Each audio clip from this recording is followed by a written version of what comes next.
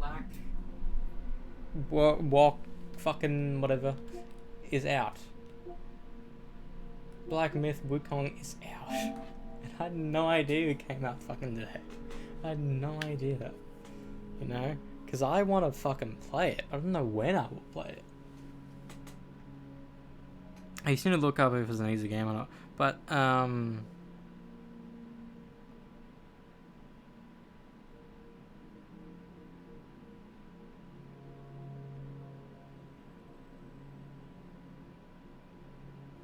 don't know. 25 hours, time I go.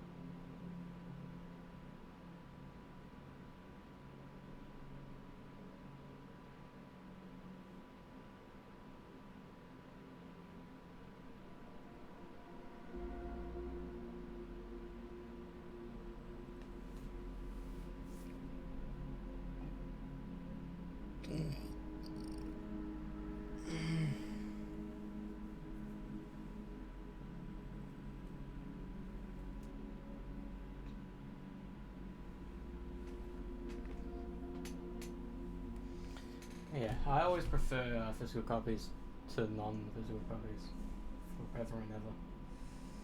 Because you actually own it. Like, you can play the game offline, you know? Sure, I'll probably get the game maybe later on in the year. Maybe.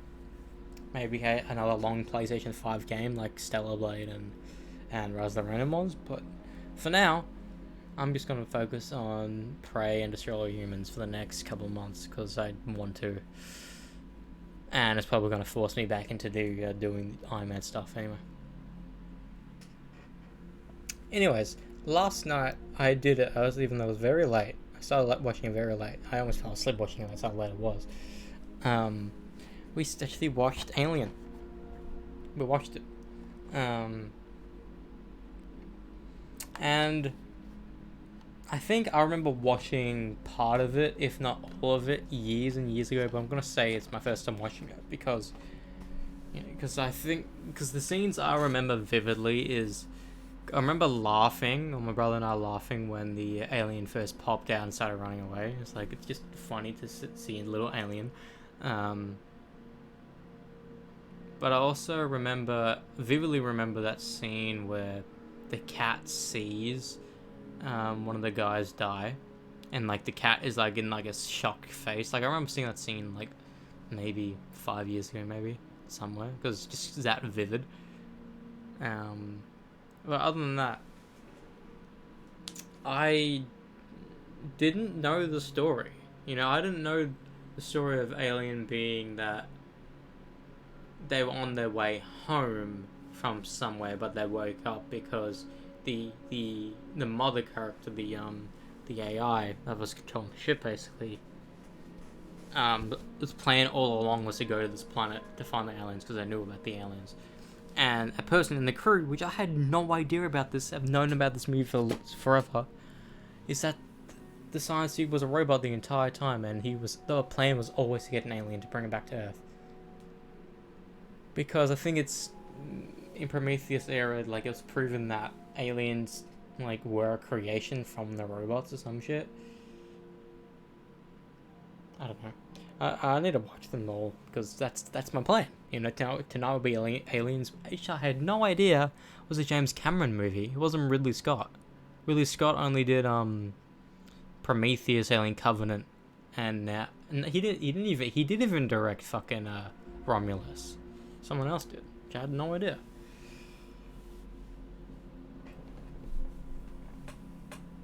Well, apparently, before Prometheus and Alien Covenant came out, AVP and Predator was canon in Alien. However, now it retcons everything that happened at AVP and Predator. However, it says that AVP is and Aliens, not the franchise of Aliens, but AVP and everything in that are canon in Predator, and the aliens like the xenomorphs are in Predator.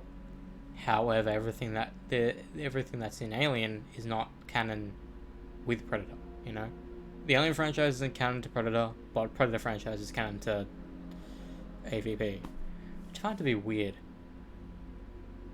But those are the types of AVP like nowadays, like, oh, that makes sense. Alien vs Predator, same universe. But back then, that was a crossover movie, like how Freddy vs Jason is crossover movies. It's like the equivalent of like fucking the Avengers and Transformers. Like, it's a crossover movie, two massive IPs together. We don't do that anymore in cinema, which we should. Like, Marvel v DC will be like the biggest fucking movie of the coming era, basically. Bigger than fucking Infinity War and Snow White Home and Devil Wolverine. You know, it will be the biggest movie because if it has the castings of the MCU and the castings of, because I think James Gunn will be the one to be like, why not do this? You know, make this movie. Both our companies make a shit ton of money, probably guaranteed $2 billion, and both of us gets $1 billion each. Let's do it. Disney and DC make a movie together. Disney and Warner Brothers. You know?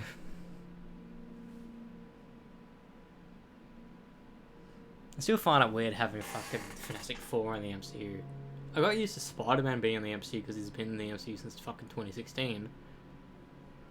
But I still remember the time when Spider-Man in the MCU was so far-fetched. Like, ages ago.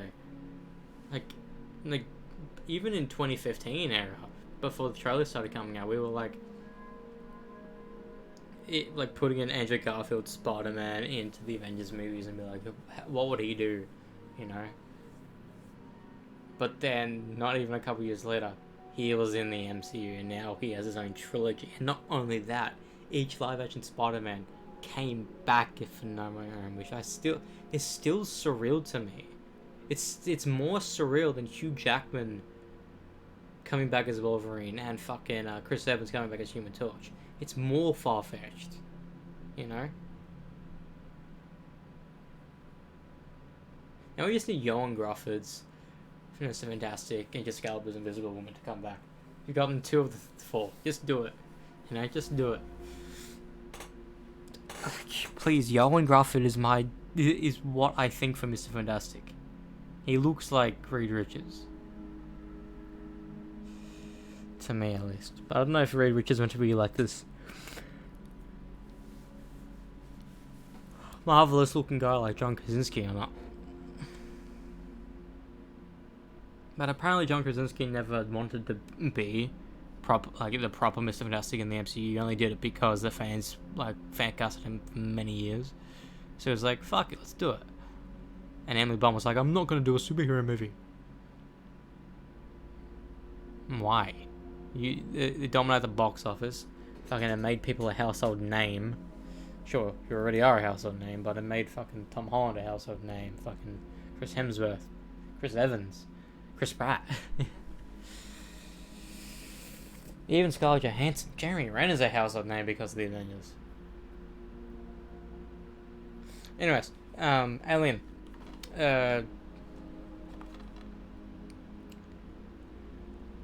I want to say it's practically wise, it holds up, but everything else about it, like the futuristic tech, is dated, because it's like the futuristic tech for computers back then being just generic computers with green fucking text. It's like, I'm sorry, we fucking upgraded from that barely 10 years after your movie came out. I don't know, this movie came in 1979, so fucking nearly fucking 50 years ago, basically. No, what? Yeah, it would be. No, it wouldn't be 50 years ago. It would be 50 years ago in 2029. But it was good. It was a good watch. It is dated to an extent.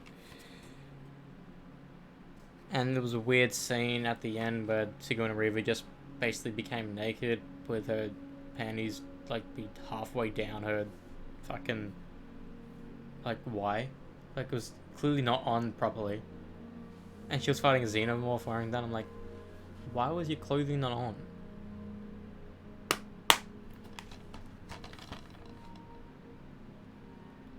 But apparently, people say Aliens is better than Aliens, so I'm excited for that.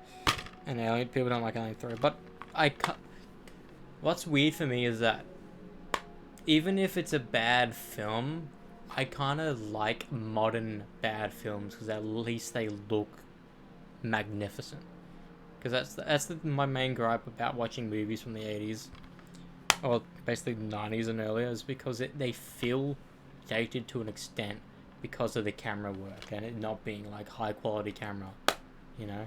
Because if this had like nowadays camera, I think I'd like it more. But this is like it's a significantly dated in the camera work because that's the thing that turns it off. And like it's a minor gripe. And again, if I grew up like same with Mad Max, if I grew up watching these movies, I would like it even more. Like how I love fucking Back to the Future, and you can arguably say that camera work is dated as well. However, I just love modern day camera work, and that's why I will always say that the past fucking 10 years has been. It will not look better than this for TV. Like it will. This is the standard from now on. It is not going to change because it's how it's the best thing you can do is make it like smaller pixels to make it hyper realistic, and hyper realism in movies like 60 FPS to 120 FPS makes people like kind of get a headache because it looks too real and their brains like it gets motion sickness because your body feels like you need to move but you don't move, and that's the reason why some fluidity in games doesn't really work because it's too hyper realistic.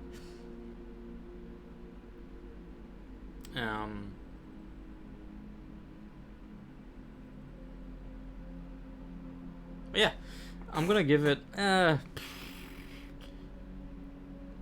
considering it's a classic and my feelings of it being dated and the amazing practical effects and the really, really good acting between all of them. Like my favorite cast member, it wasn't Sigourney Weaver, it was the black guy. Every scene he was in, I liked him because he was there because he wanted to be paid. He was a mechanic. It's a 7.5 for me. I don't want to give it an 8 or an 8.5 because like I'm the wrong age, the wrong demographic for this film. You know, if I was 20 years old in 1979, if I was born in 1959, it's fucking a weird thought, but if I was 20 years old seeing this movie in theaters back then, I would have lost my mind, guaranteed, because it looks so amazing.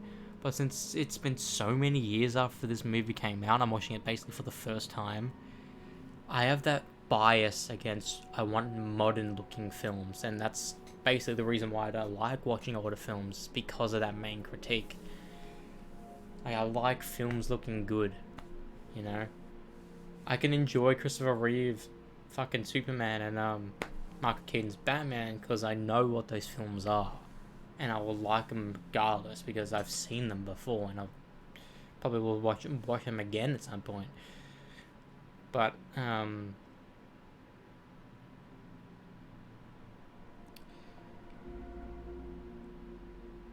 I can probably see Aliens because Aliens came out 9 years after Alien came out, so it was like nearly a decade for a sequel.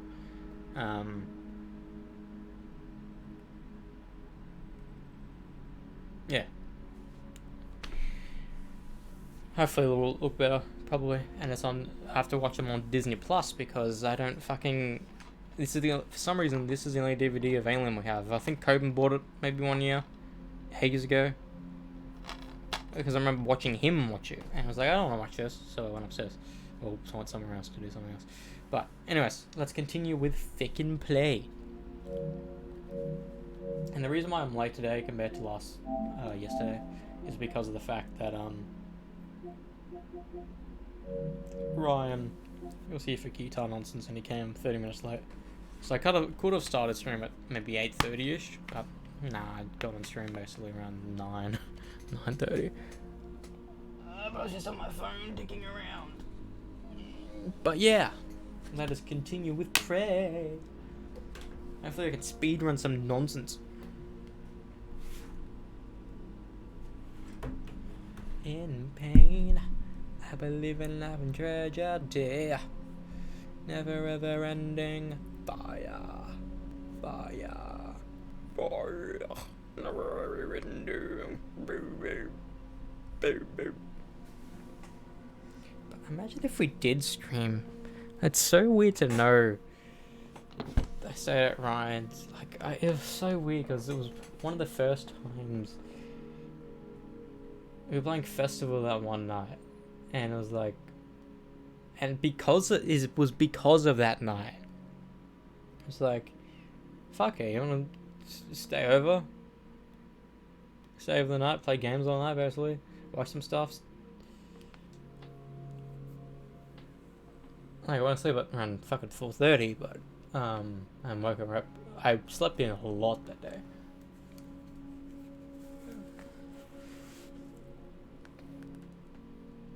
And was that meant to be the Tenacious D Day? No. Yes? No. Yes? Maybe.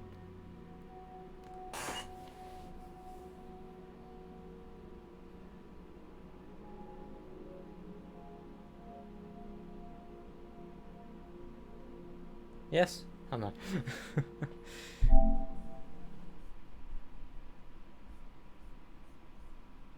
Hopefully this fucking works today. It didn't work yesterday for some reason, but it should work today.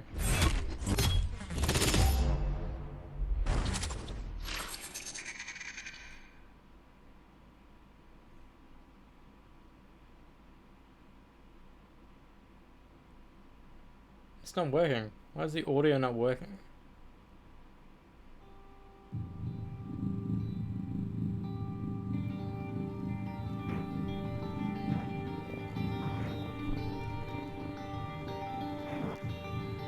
Why isn't the audio working?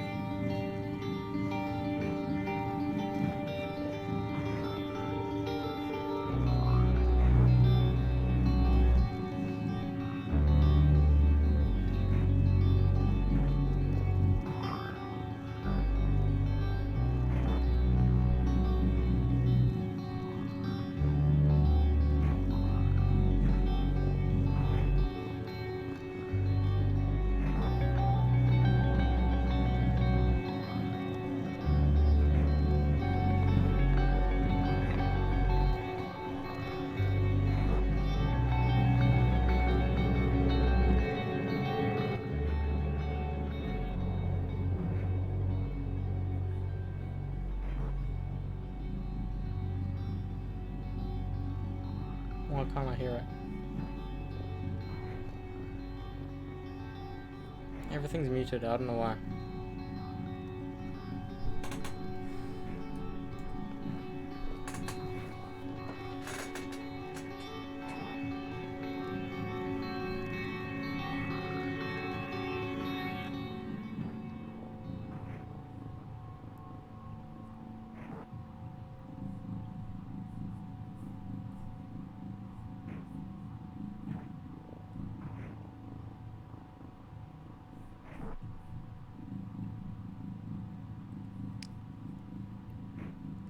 Oh my god, it said it was muted, but it was actually never muted. That's fucking a weird glitch.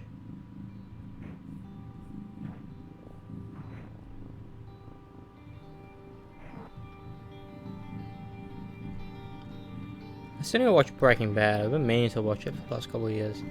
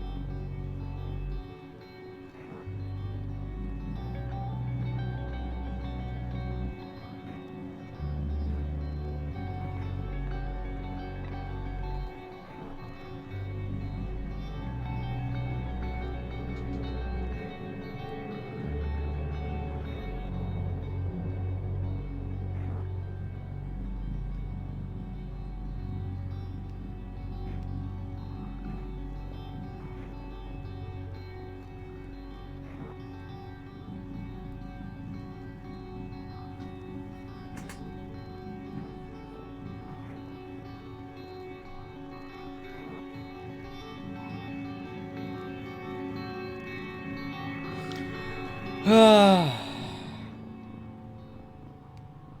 know how long I've been waiting for this? Oh, I'm about to make a name by myself here.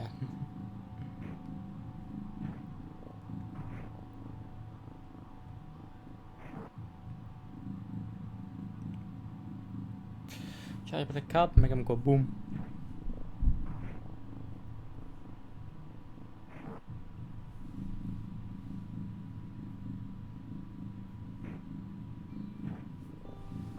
I'm a labo. Anyways, let's continue. No, no, no.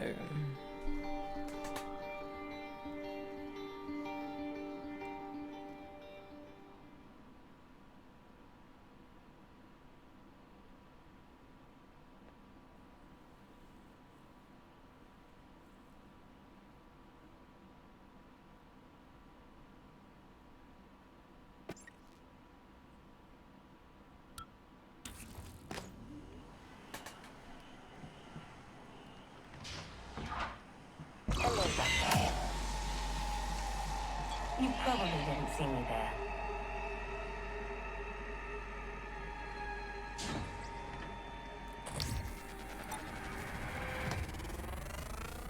Research complete.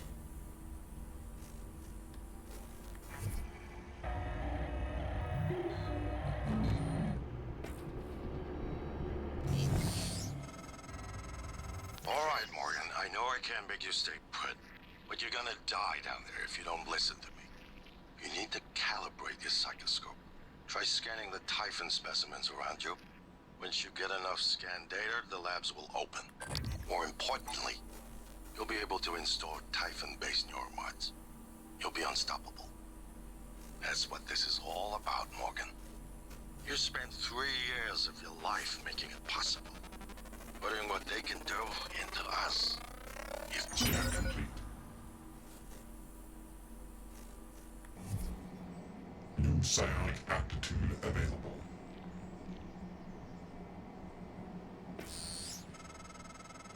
Good. Sending you the code to his safe and direct to Kalstrup's office. I'm certain he's hidden neuromods there. Use them to install one of the Typhon abilities. Do that, maybe you'll live long enough for me to see your face Hello, again. Dr. Yu.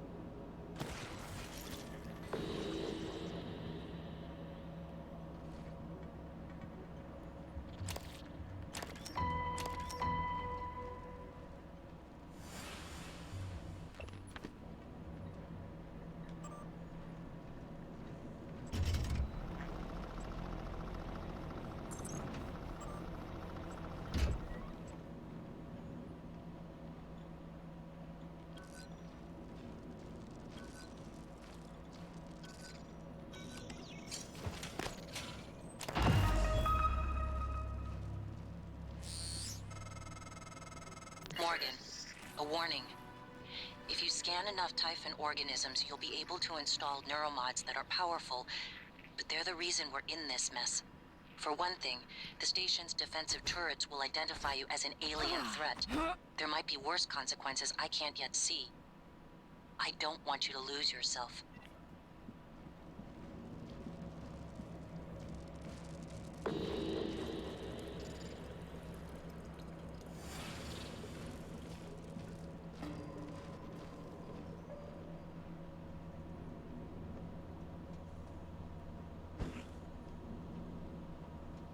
This is green thing on my screen.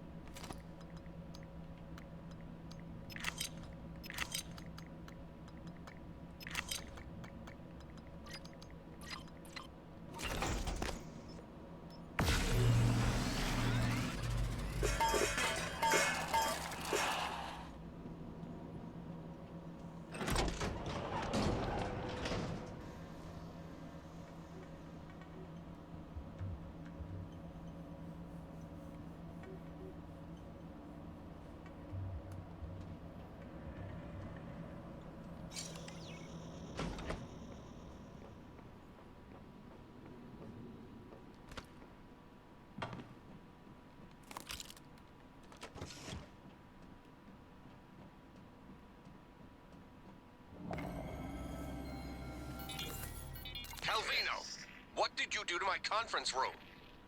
Eh? What? Yes. I was just about to call you. All I see is a dot. Yes, that's right. It's the calibration for the new touchscreen. You only have to run it one time. Are you kidding me? Just follow the dot. When it turns green, touch it. It should... Damn it, Calvino, I do not have time to play sing-along with your bouncing ball. I'll call you back. Hans, we need to talk about Annalise Gallegos.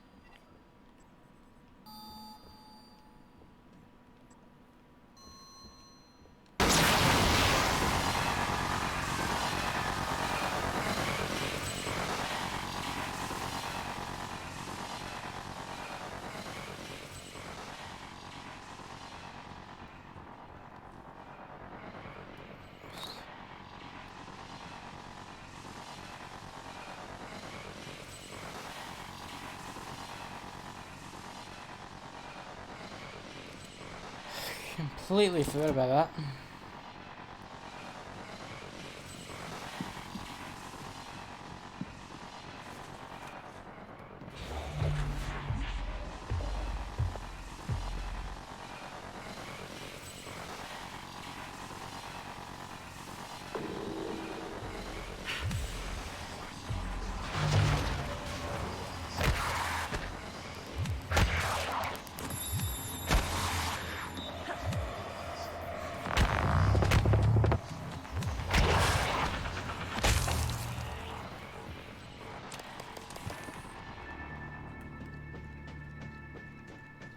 Come here, my little Bam bam blue.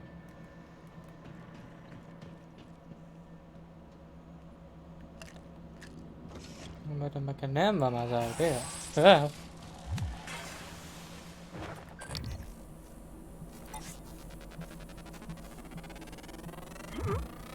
Scan complete. New sound amplitude available.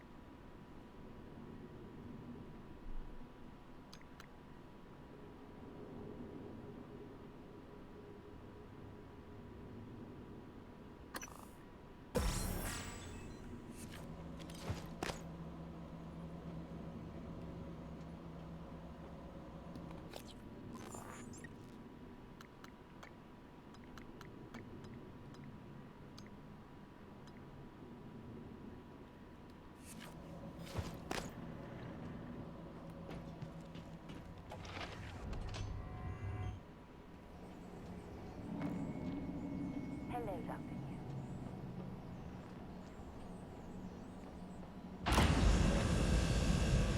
Hello.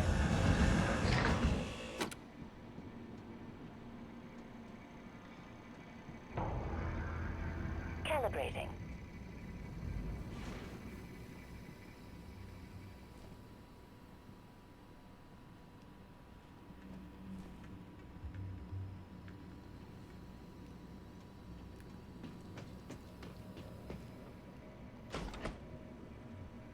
after you.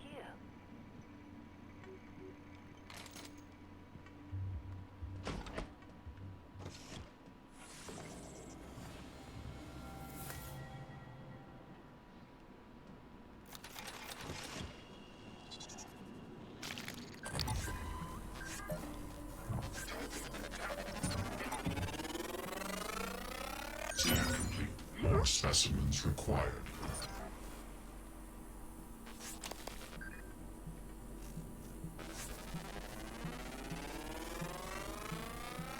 Research complete.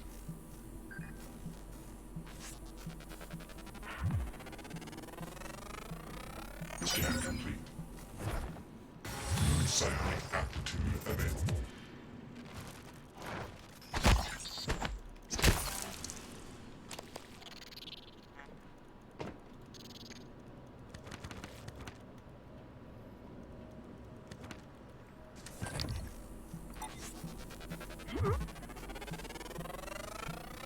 Scan complete. More specimens required.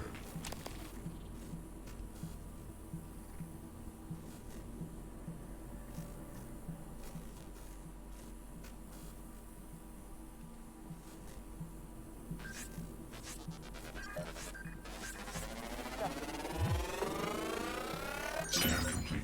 More specimens required.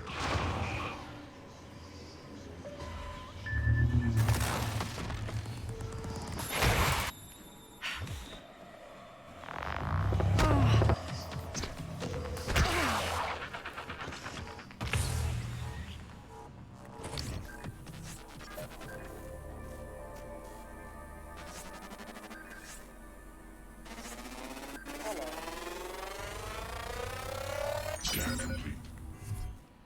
New psionic aptitude available.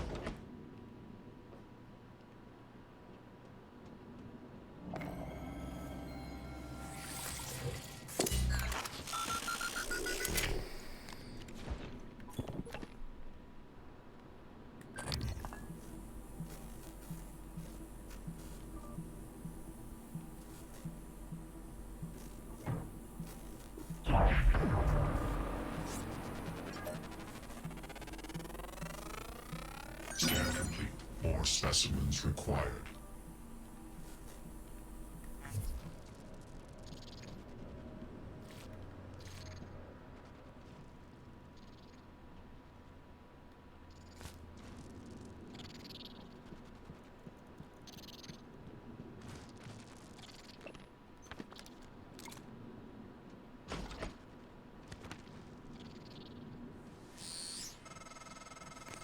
Isn't it fascinating?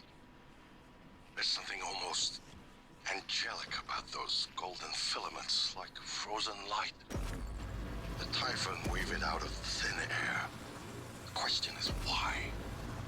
We have a lot of theories, but no solid answers. Not yet. I wish you were with me, Morgan. Not the way you are now. The way you used to be. I know we could tackle this together. Like old times.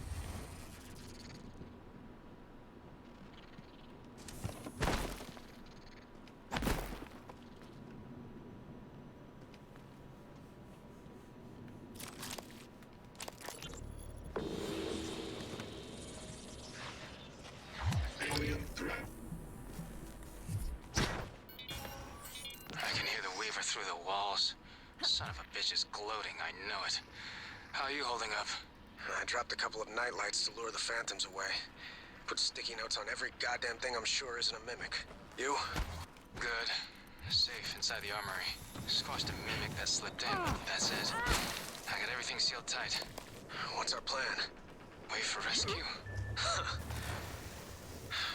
You know, if we make it, Alex is just going to pull our mods. You want to remember this shit? I think we could get out through the guts. Work our way up to the Arboretum. Okay. Say the word.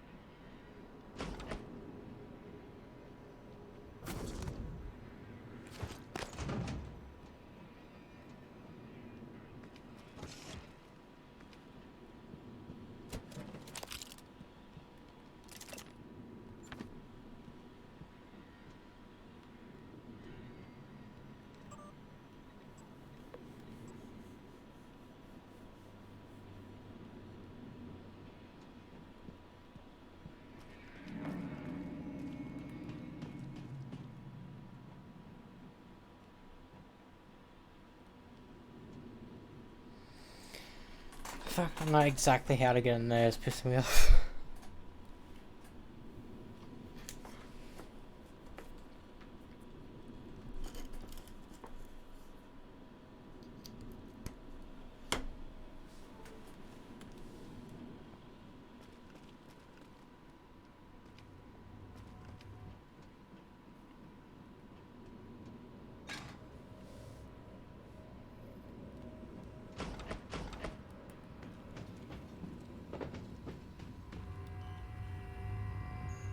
Hello, Dr. Yu.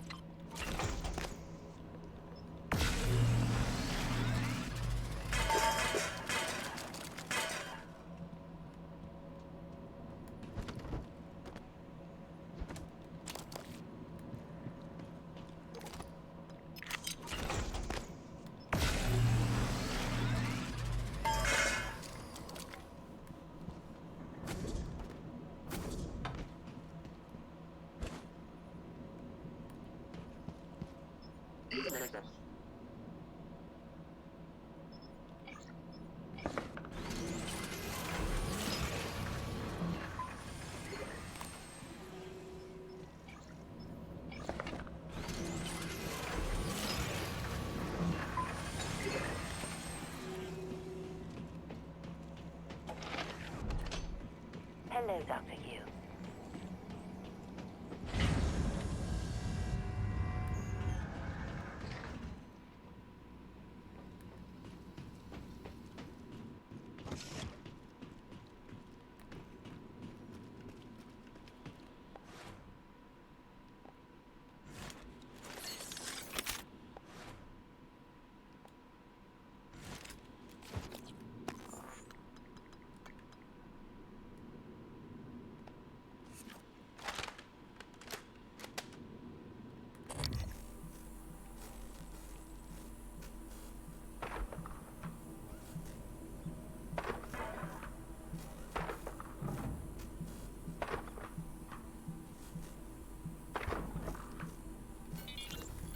In light of what we now know the Typhon are capable of, and not capable of, it seems prudent to revisit the Project Cobalt material.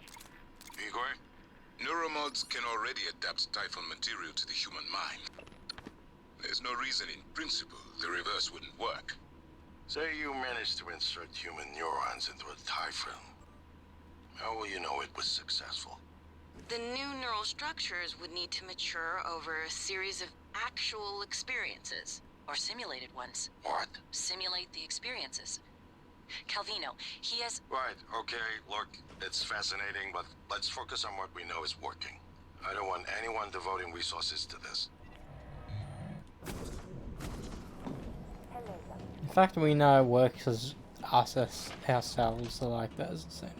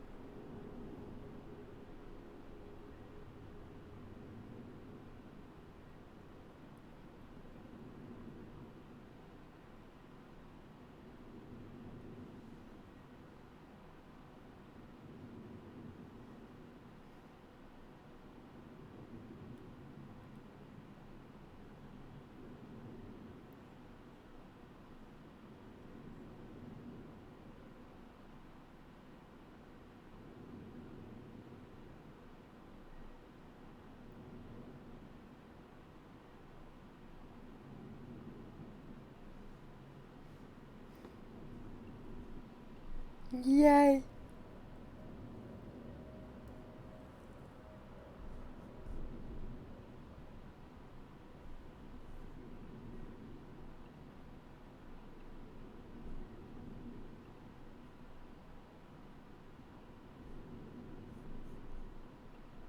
Pick out the pieces. This is another way. Hey, what's up, you guys?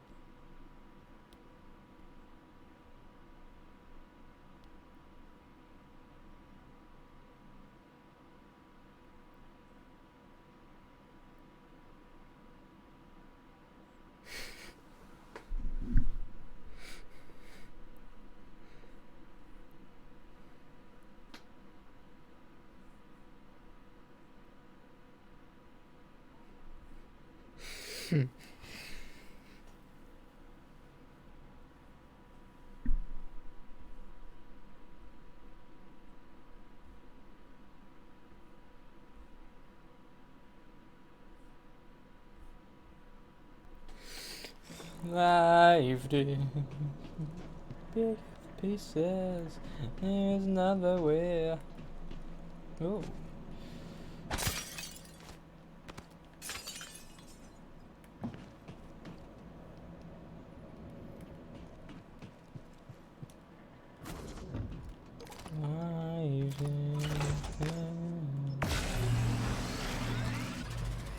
Pick up the pieces.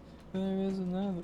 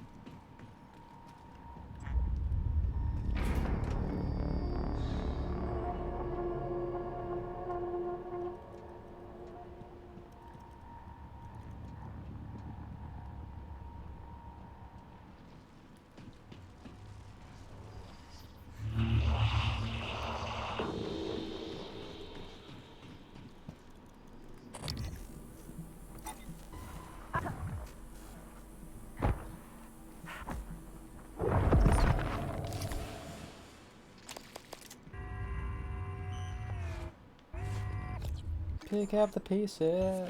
There is another way.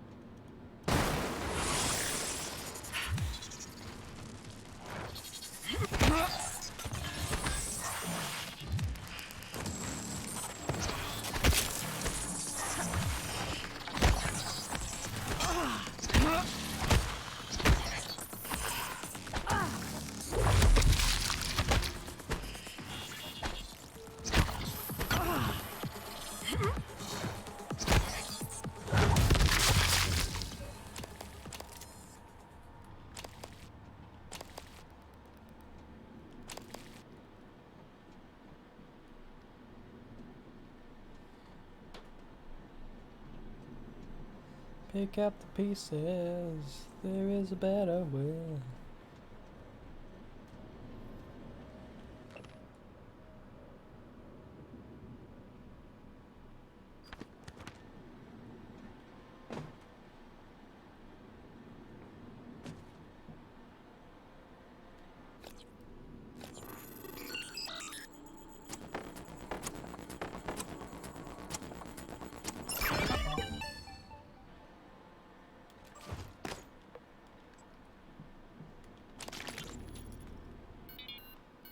Hello, Dr. Kelstrom? I wanted to follow up on my request to view one of the volunteer application contracts. Anna, you're supposed to be off today. I had some free time, so I thought... I've already told you, the VACs are sealed documents. My hands are tied. But isn't there some allowance for the research? I mean, my God, I'm the one pushing the button. Look, I understand. I really do. You wouldn't be human if this was easy. I just want to be sure. Believe me, everything we've done is perfectly legal. That's because Talos 1 is an extra-national space. There are no laws. Anna, you're tired. It's affecting your judgment. Now, I've tolerated it for a while, but enough is enough. You need to take some time, understood? Yes, Dr. Kelstrom. I understand. Good. Oh, look, you may be late for a meeting with Alex.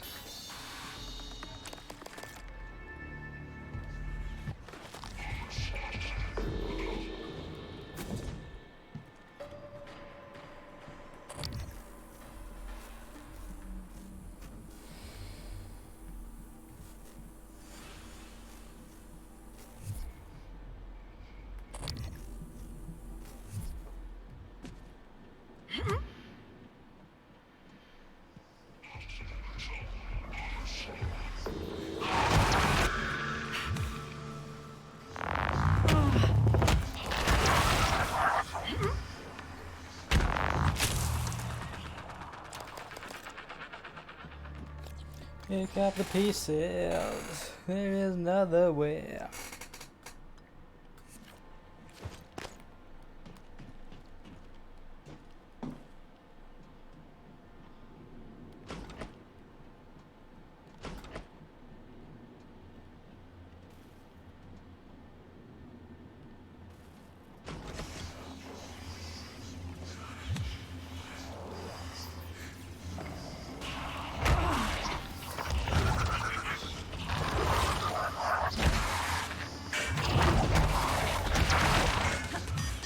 Obstruction detected.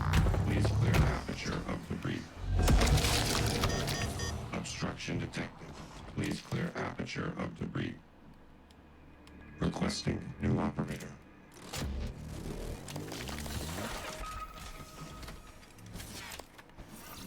TranStar Pyramid Maybe I can help you. 490. Diagnosing superficial injuries. Nothing a portable medical kit can handle. Try to relax. Good as new. You can fill out a service questionnaire at the front.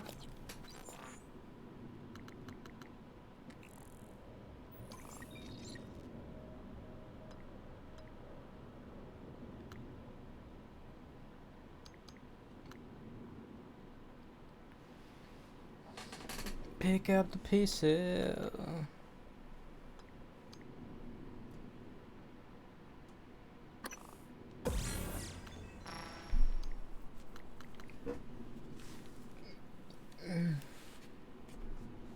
Desk.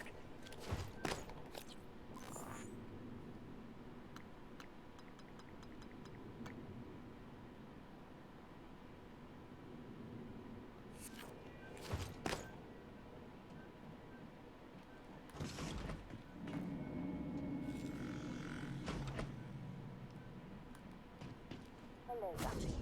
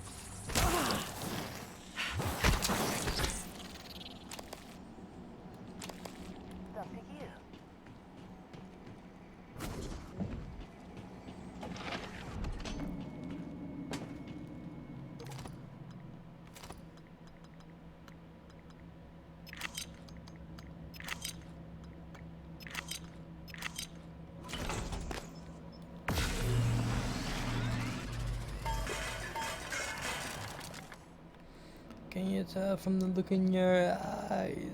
Oh, well.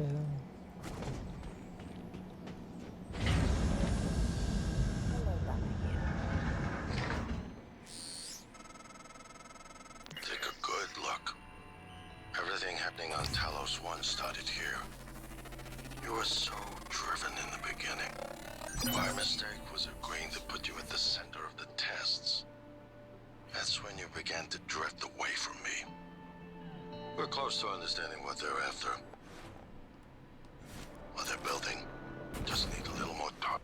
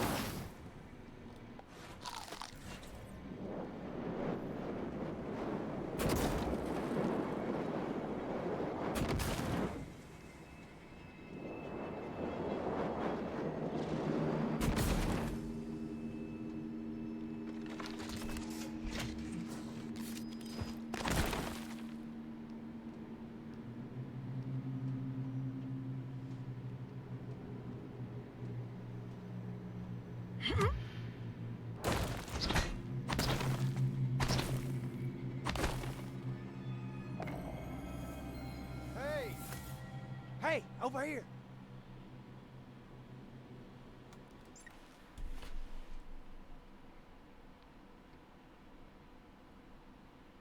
Can you tell from the look in your eyes? We're going no.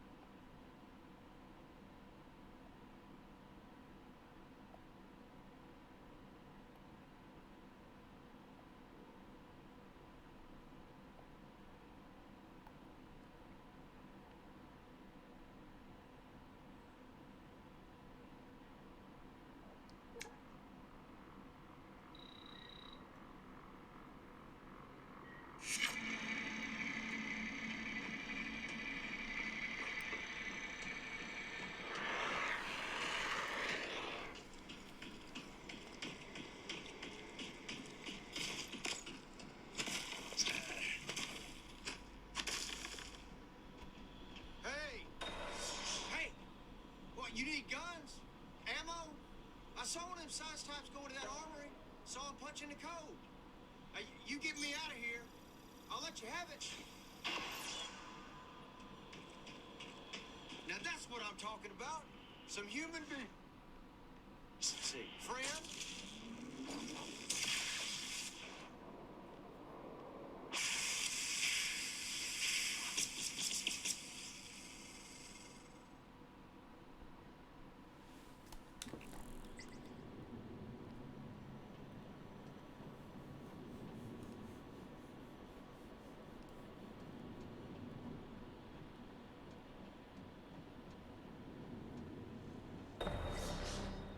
You need guns? Ammo? I saw one of them science types go into that armory. Saw him punching the code. You get me... Now that's what I'm talking about. Some human decency, friend.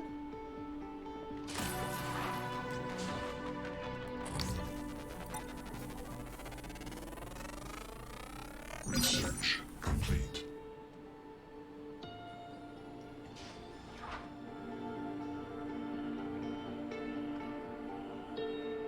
You're the one person that showed me any real kindness, and you can believe I won't forget it. If you still want that code, it's 8714.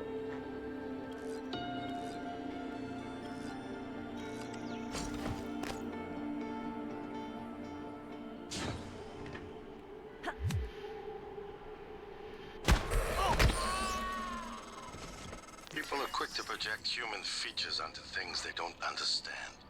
The Typhon kill us without hesitation. But it's not because they're evil. It's because they can't do otherwise. You know what we discovered? They lack mirror neurons. For all their wonderful abilities, there's one thing we can do that they can't. Empathize with the suffering of another living creature. You sure about this? Morgan, did you hesitate? At all? I'm sure he wasn't a good man, but could you have done otherwise, given the opportunity? The Typhon can only kill and destroy, but you're human. You have a choice.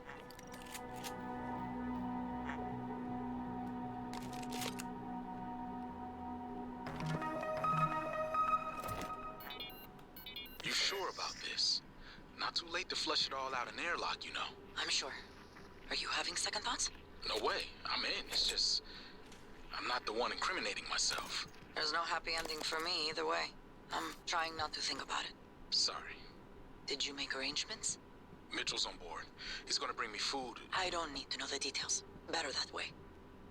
It has to happen on your next rotation. I put everything in a package labeled Mementos. The package is in my cabin. It's got to go to every media outlet imaginable. Got it. And Quentin, be careful. Security is already scrutinizing me more than usual.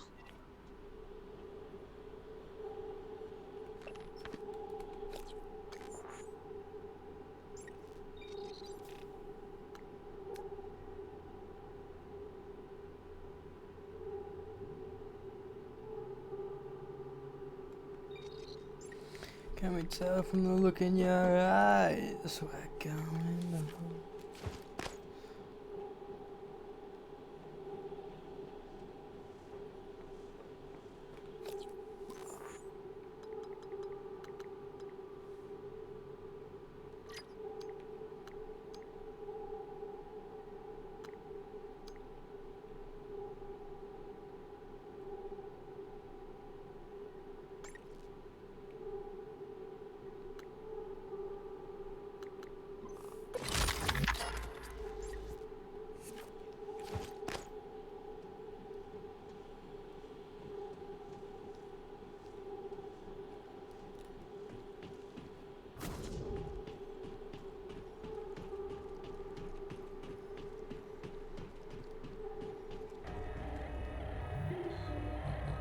Dr. Yu.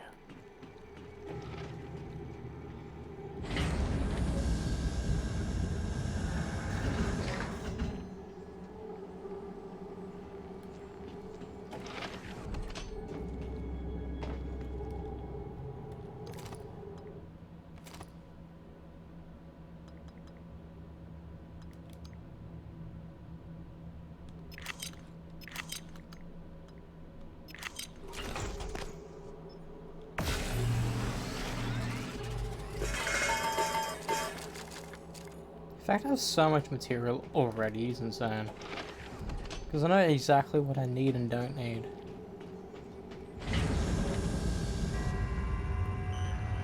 Hello, Dr. Yu.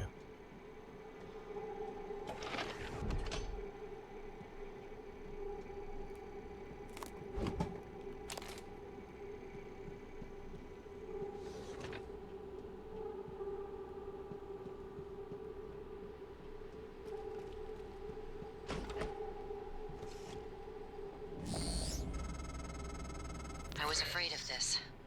The scientists here were in the middle of something when they died. Access to the guts is closed off during experiments. Security protocol. You'll have to finish what they started. Back in the...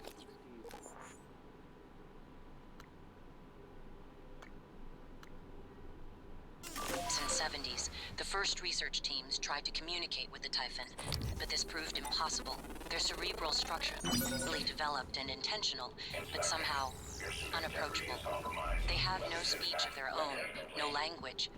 They don't even seem to see us. Not like we see ourselves, I mean. I'm generalizing when I say us, of course. I'm not a person.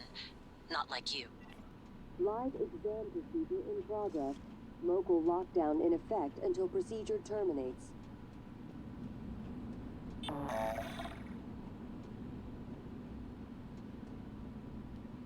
Coming through.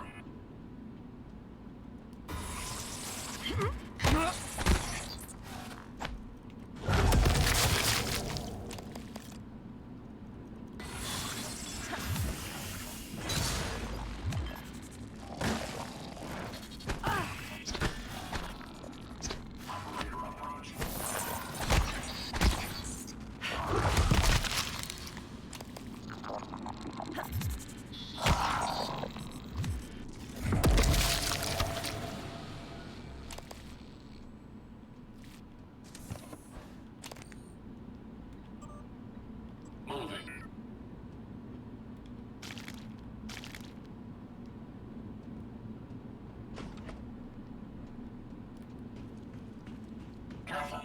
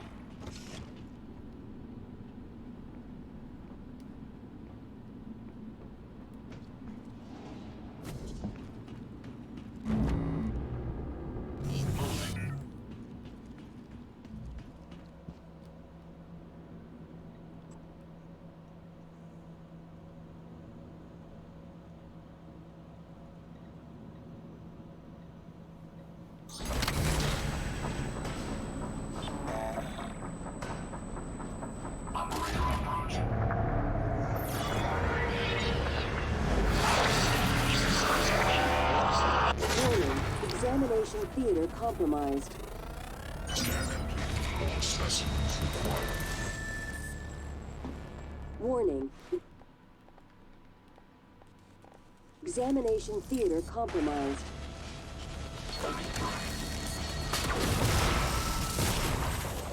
Warning. Examination theater compromised.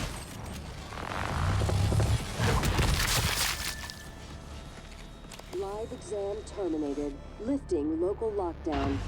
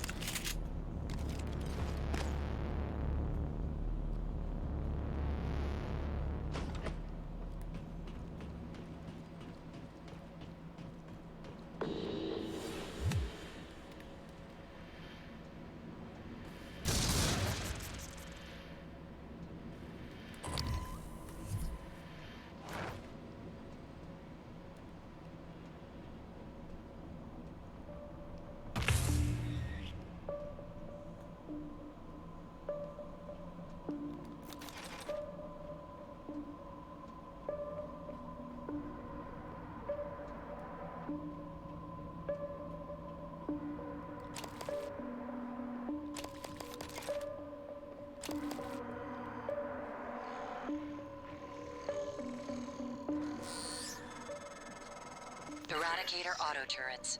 TranStar's last-ditch defense against an outbreak. Flimsy, but they're easy to fabricate. Best part is the built-in psychoscope tech. They can discriminate between alien and human targets. Shouldn't be a problem for you, since you're not an alien.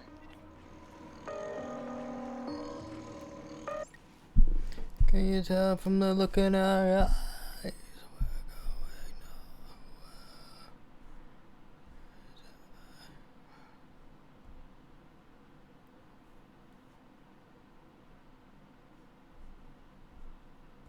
Is it Shadow Moses? Fuck. I think so.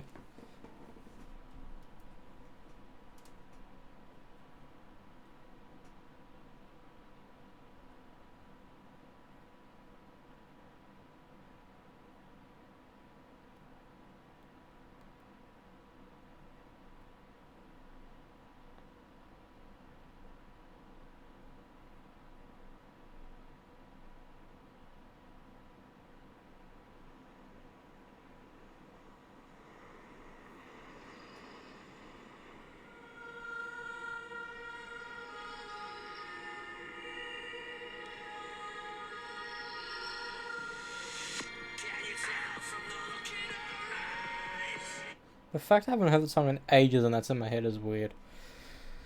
We're going nowhere.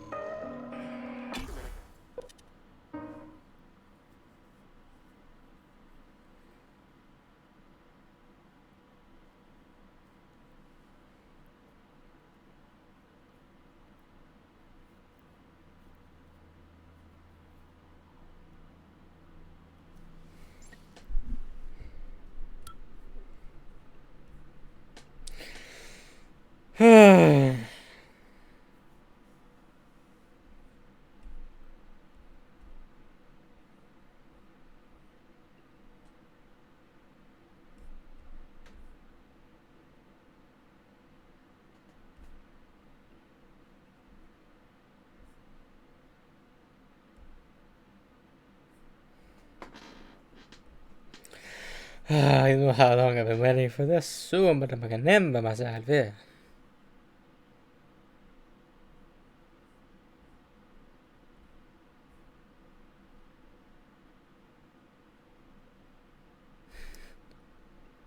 Fucking what?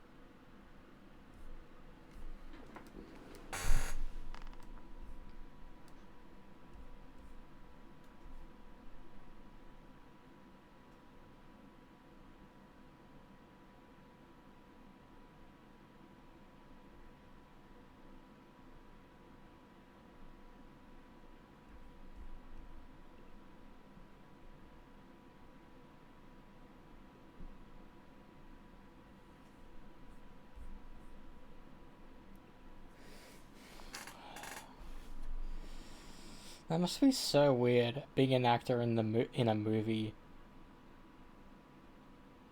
but then also needing to play that same character at a theme park.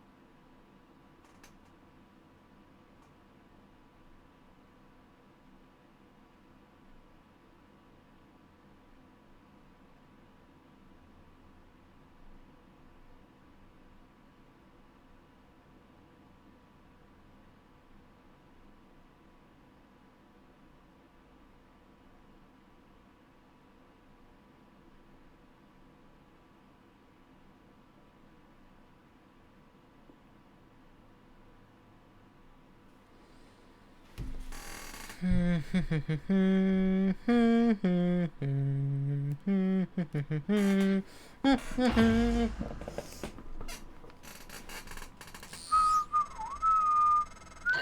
are you going? You won't be able to use Alex's escape pod without... Wait, who are you? Please identify.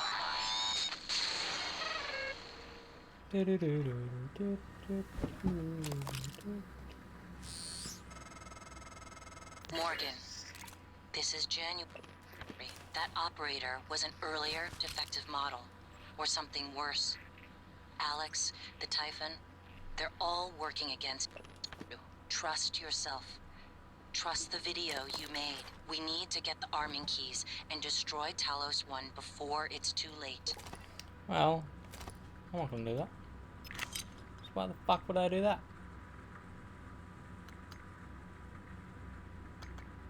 I don't need two fucking shotguns.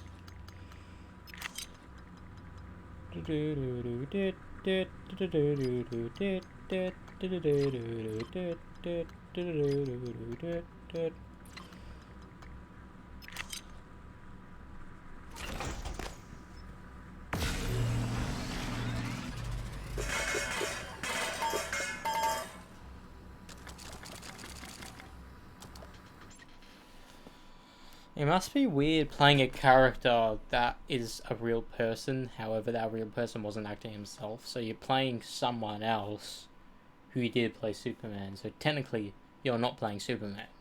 You're playing someone else who played Superman. So Ben Affleck was never Superman. He was George Reeves as Superman. That's fucking... wow.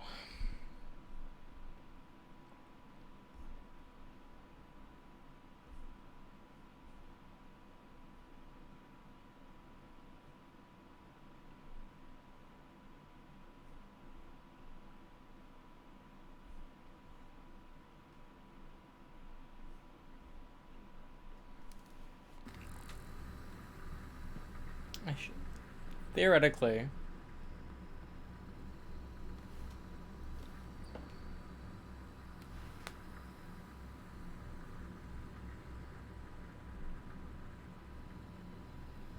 Theoretically, I should be getting my shot.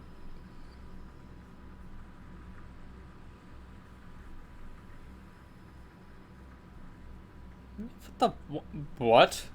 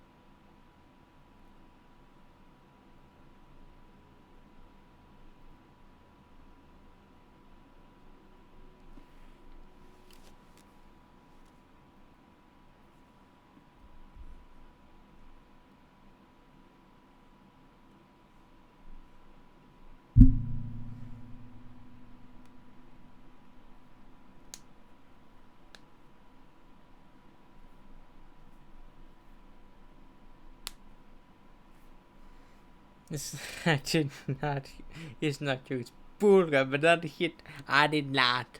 Oh, you are telling me about Lisa.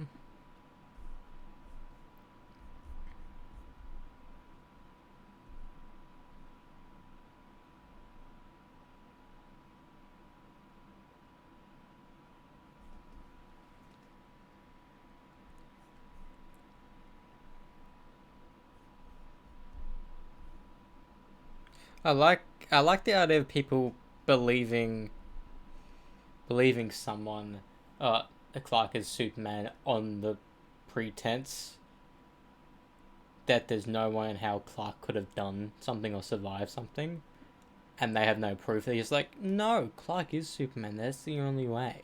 That's the only explanation. It's like, oh no, he's Superman. But like, you know, Batman's still alive. He's just a man.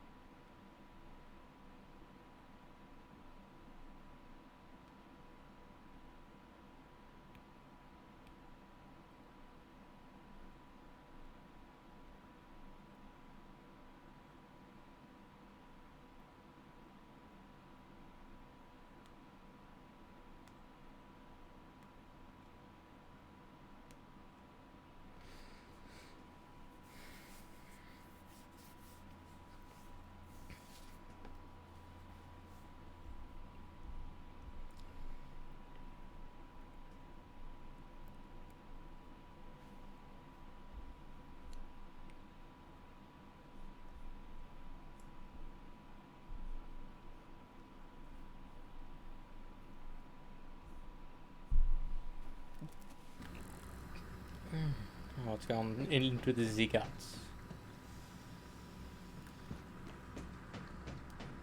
Microgravity detected.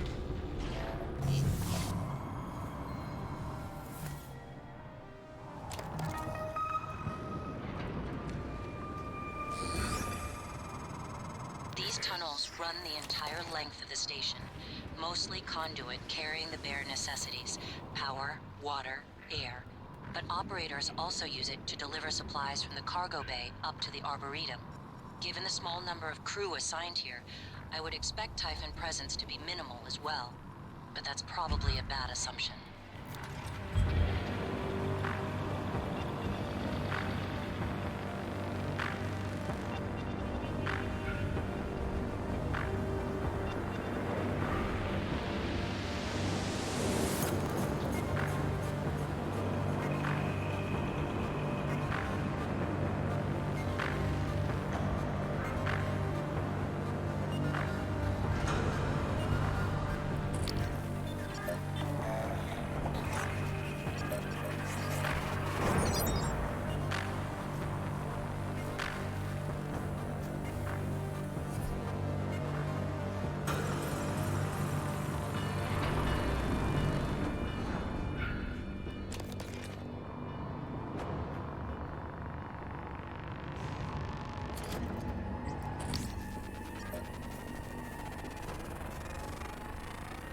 Research complete.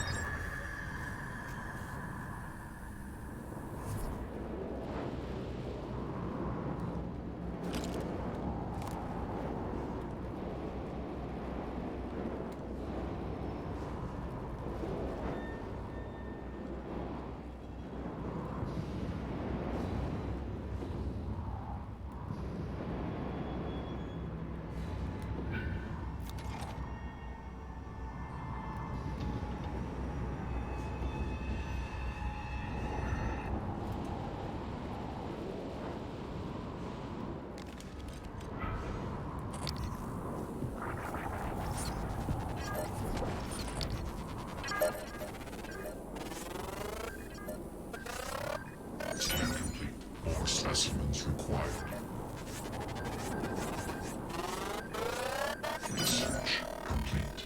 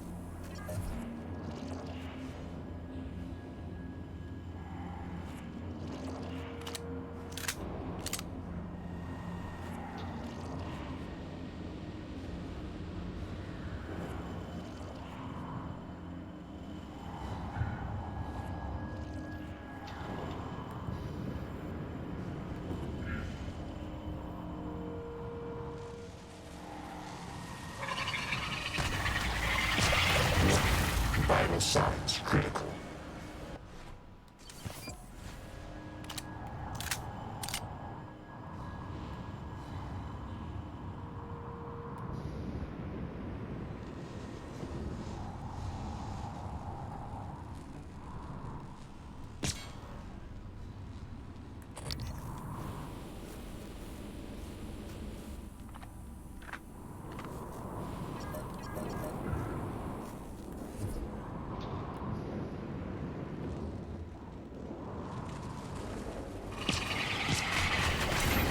Radiation poisoning detected.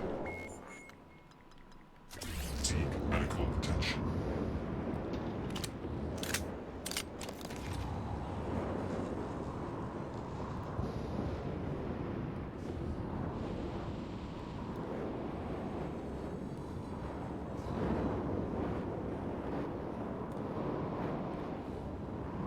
There she is.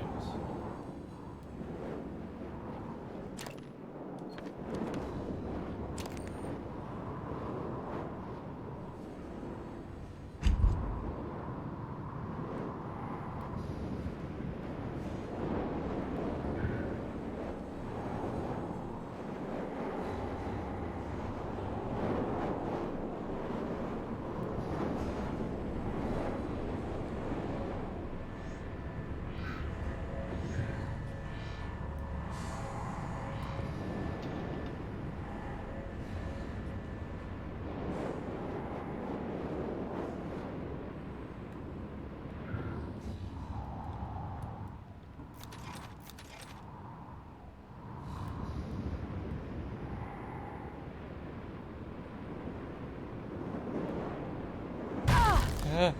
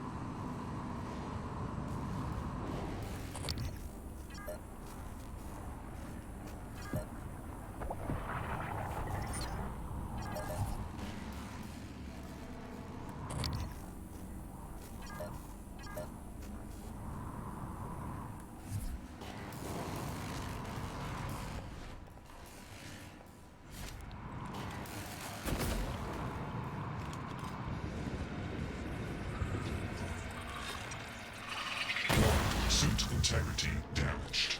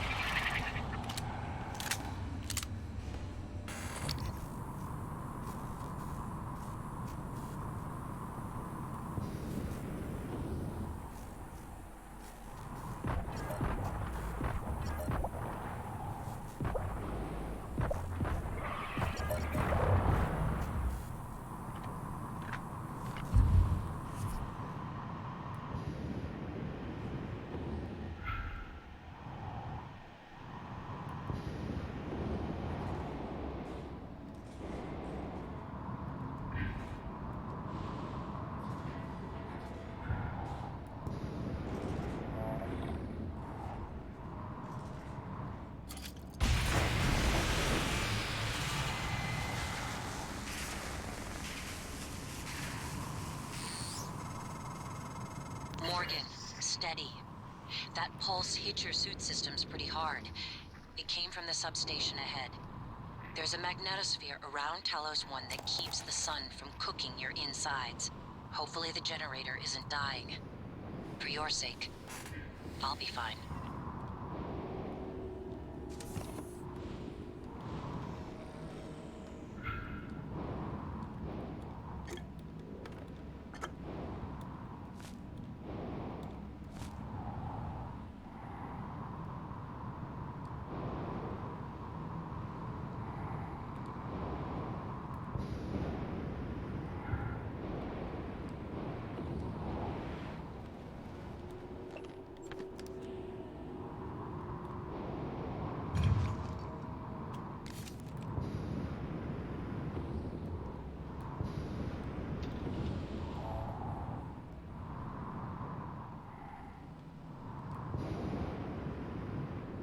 Normal gravity detected.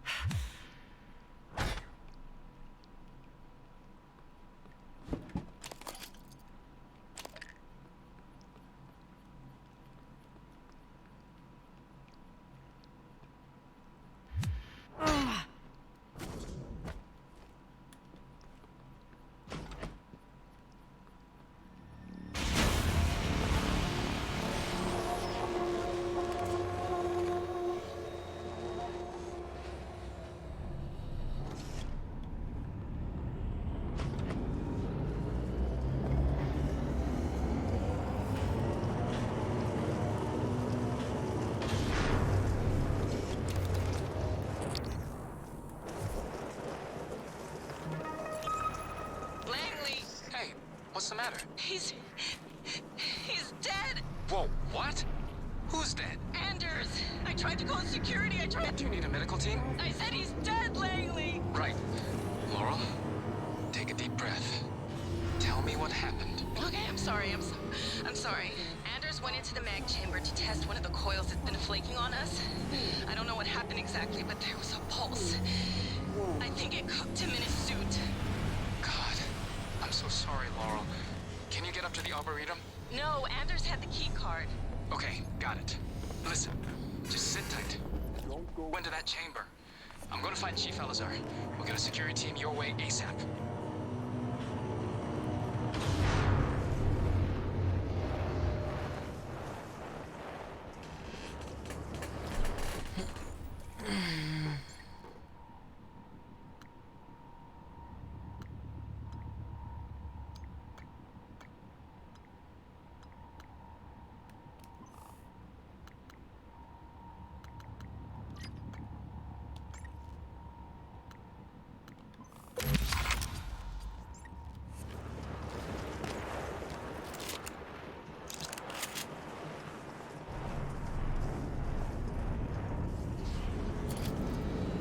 Warning, plasma shockwave imminent. Hello, Dr. Yu.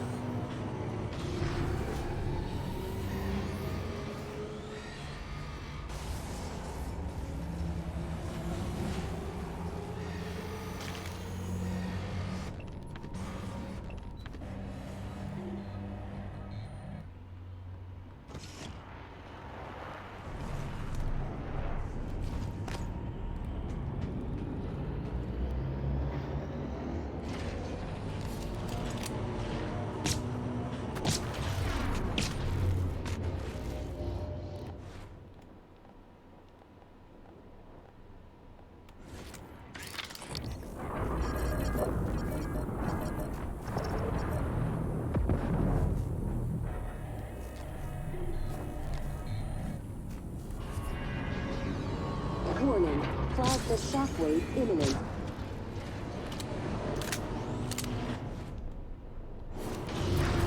Warning, seek shelter.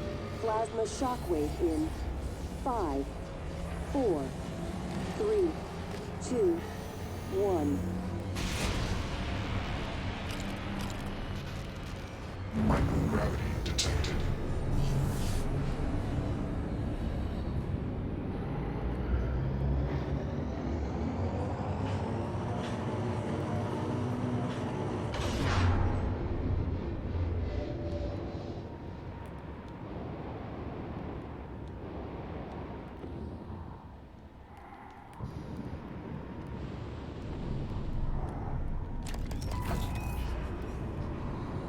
Warning, plasma shockwave imminent.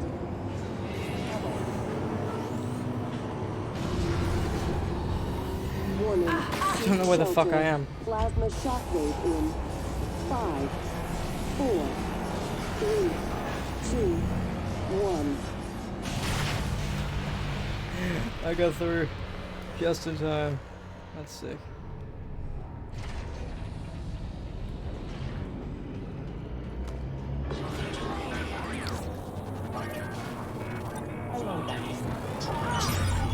More specimens required.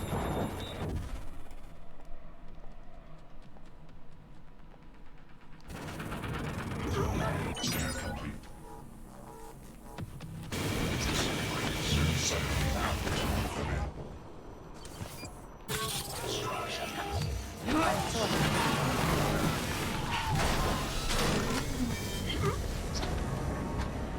Warning, plasma shockwave imminent.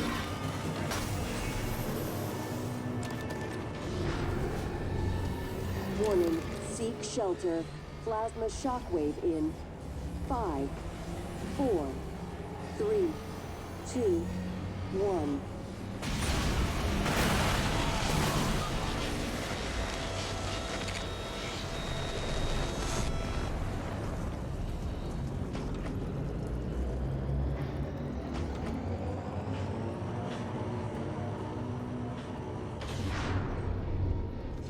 Microgravity detected.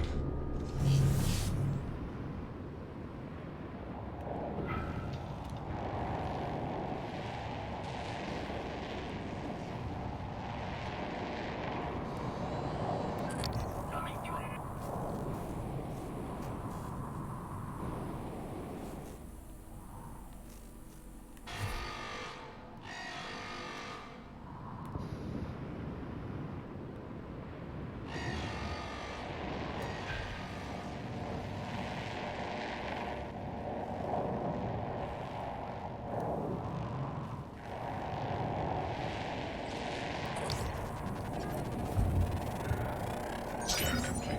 More specimens required.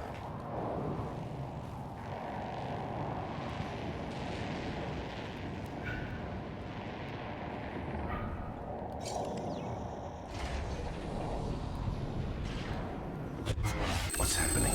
Don't let them do this to you.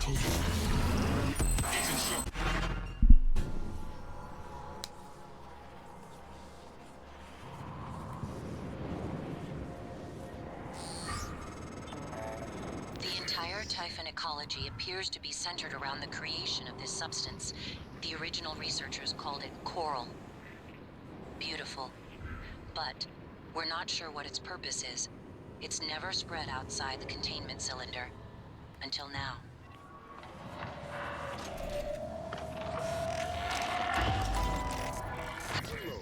Lane? Josh? What the hell is this? I got a security request saying to... It's not funny, asshole. You know what's not funny? Taking credit for my design. That's what this is about? I'm senior on the Black Box project, Josh. That's how it works here. If you weren't such a piss-poor team player, you'd understand that. Oh, and by the way, I had to fix a bunch of your calculations, so it's not you... Seriously? You're recording this? What, is this a big sting operation, Josh? You gonna hand me over to the DA? You're so pathetic. I'm done here. Josh, what are you doing? Let's just see how good my calculations are. I swear to God, if you don't put that down, I will rip it out of your sweaty hands and... Josh!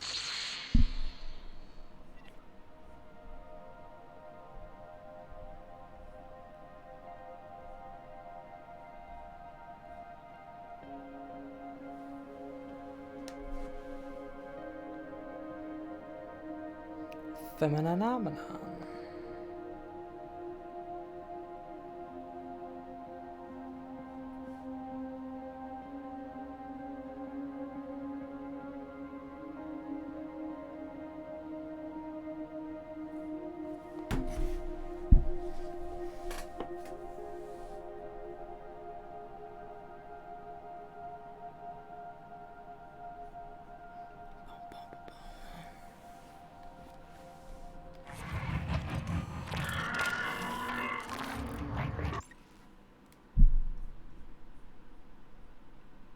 Because you get paid more as you age.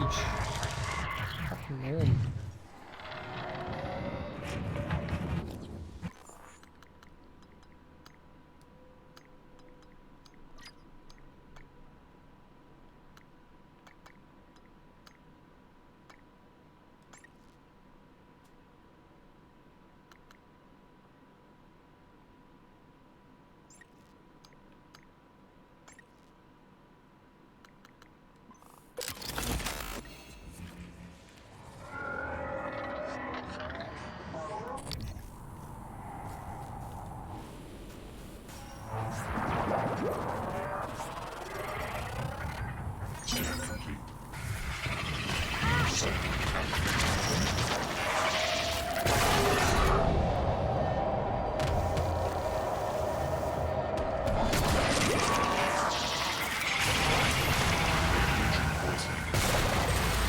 Medical attention.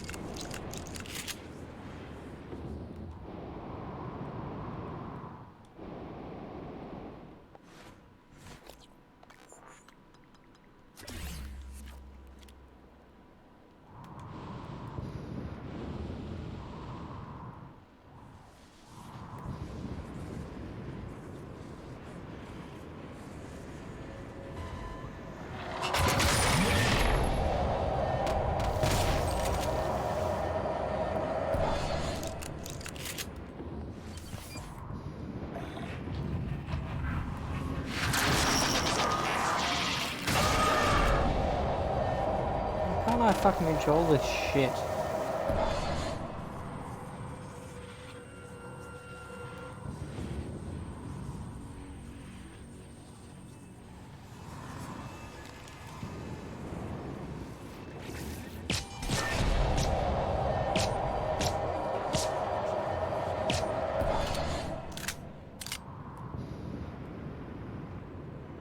Coming through.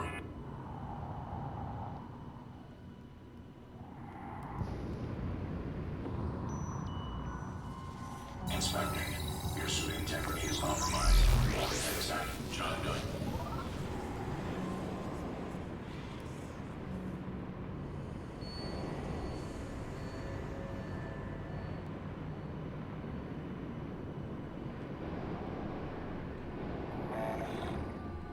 This is Chief Engineer Ilyushin.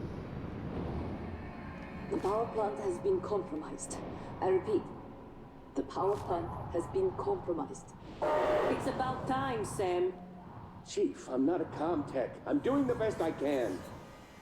Micah, this is Security Chief Elazar. Can you hear me? Sarah? Yes, I can hear you. Been trying to patch into the PA. My team's in the cargo bay, and those things are in here too.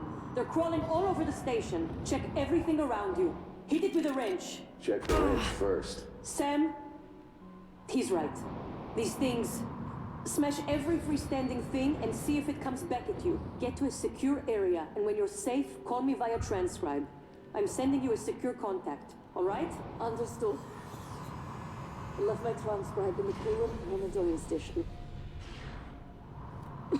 Heading there now. I can load myself in. Are you okay? I'm just catching my breath. Sarah, can you tell me what happened? Micah, get safe, then call.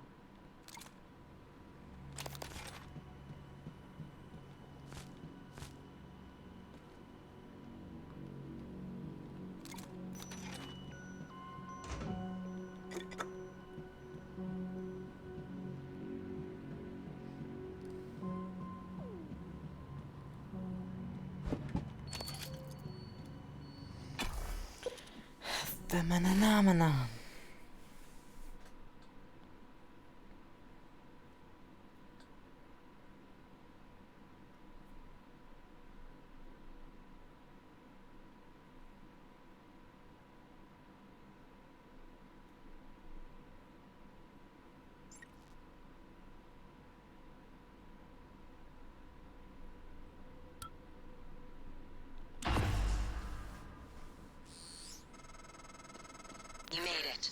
Nice work. The entrance to deep storage is off the Arboretum. Your brother's office is up here as well. Jupiter and his palace at the top of the heavens. You used to say that behind his back. But that would make you... what? Juno? No. That's an unpleasant thought. Good morning, Tyler. As a reminder, all personnel must complete monthly physicals during their stay aboard Talos 1. Dr. DeVries promises to make them as quick and painless as possible.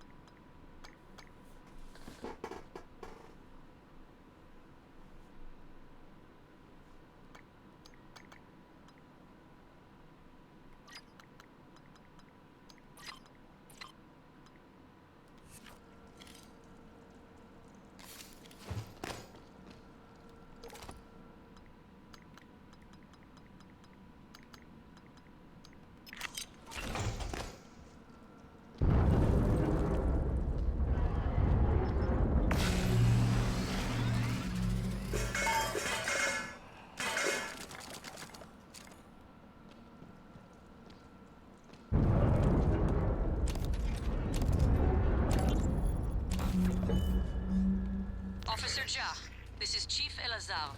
Ja here, Chief.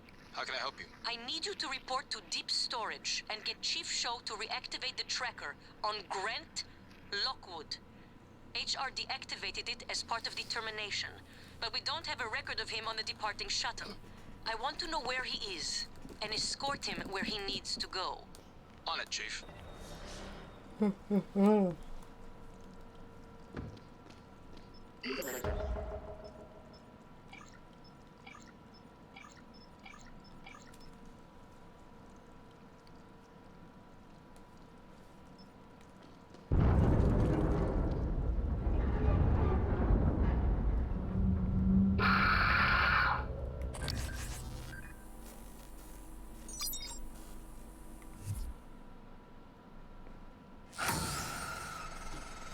Morgan, are you all right?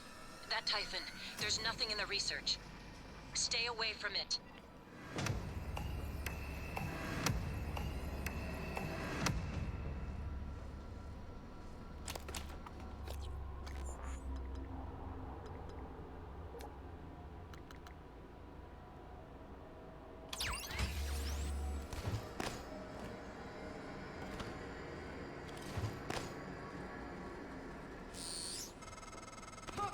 While you're up there, you could look into why the lift is stuck.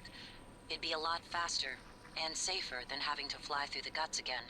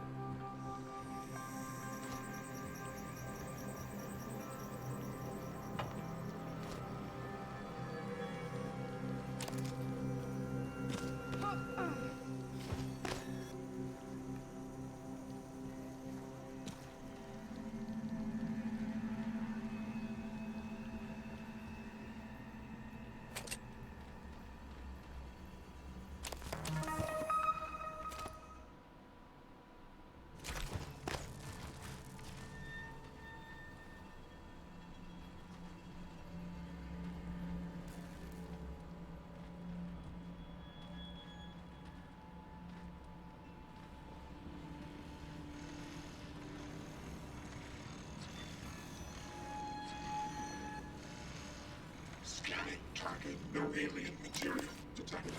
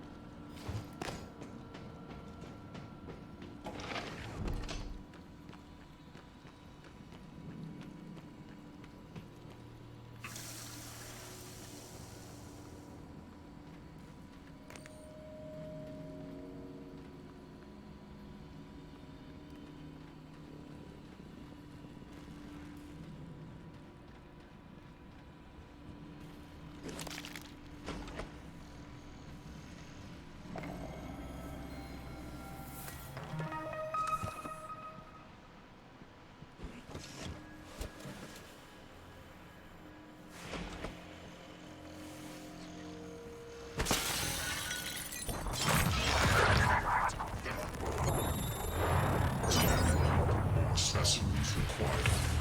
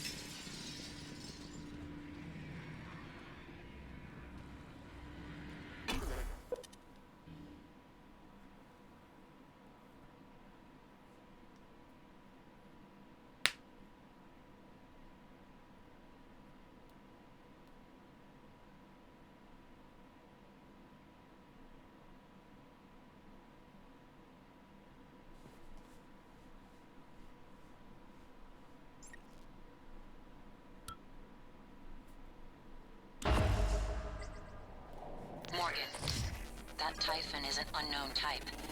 From what I can tell, with the lift, the Phantom and Psychotronics had similar disruptive abilities, only this one seems more powerful. Scanning it would tell you more. Something's broken. Scan complete. Don't worry, Cyborg has to tell you more.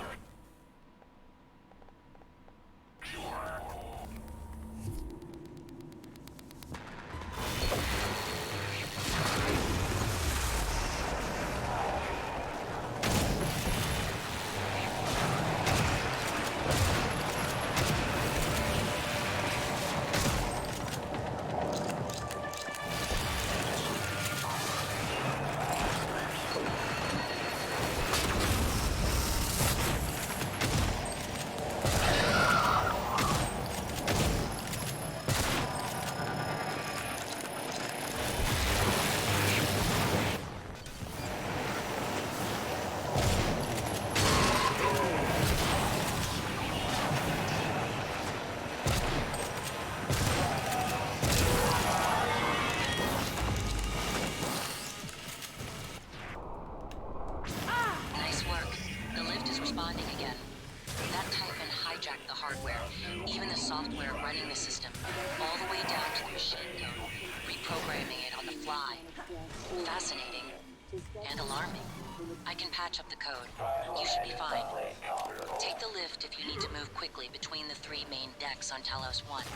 It has a stop in the lobby and down in life support.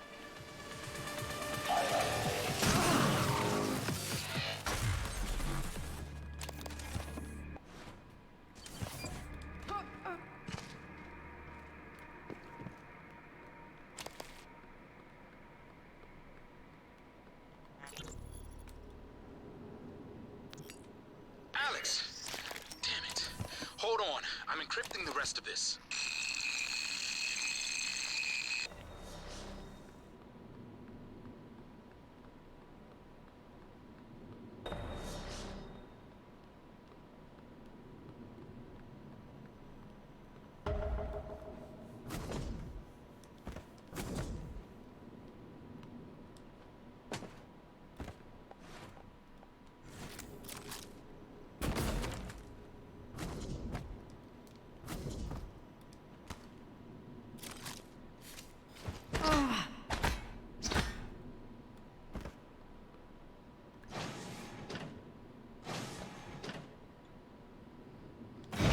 Bum, bum, bum.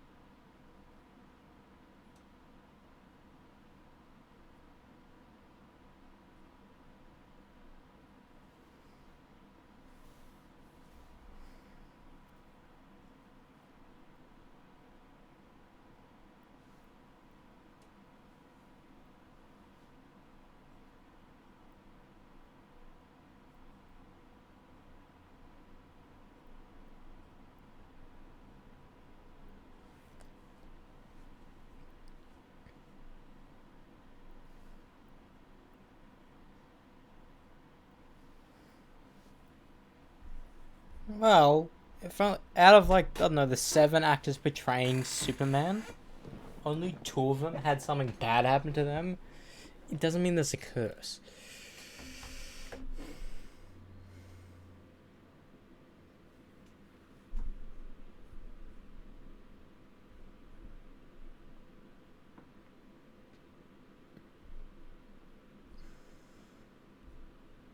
Then I think Tyler Hoechlin got off extremely easy. He got his own show, what's arguably probably one of the best Superman shows ever made. And he's in the Arrowverse, you know?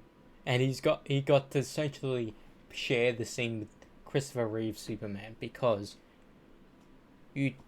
people don't really understand it, because Brandon Routh Superman is actually Christopher Reeve Superman. It's the same character. It's meant to be the same character. So technically, Christopher Reeve Superman is in the Arrowverse, alongside Green Arrow and Flash, that we know from the Arrowverse, which is fucking insane.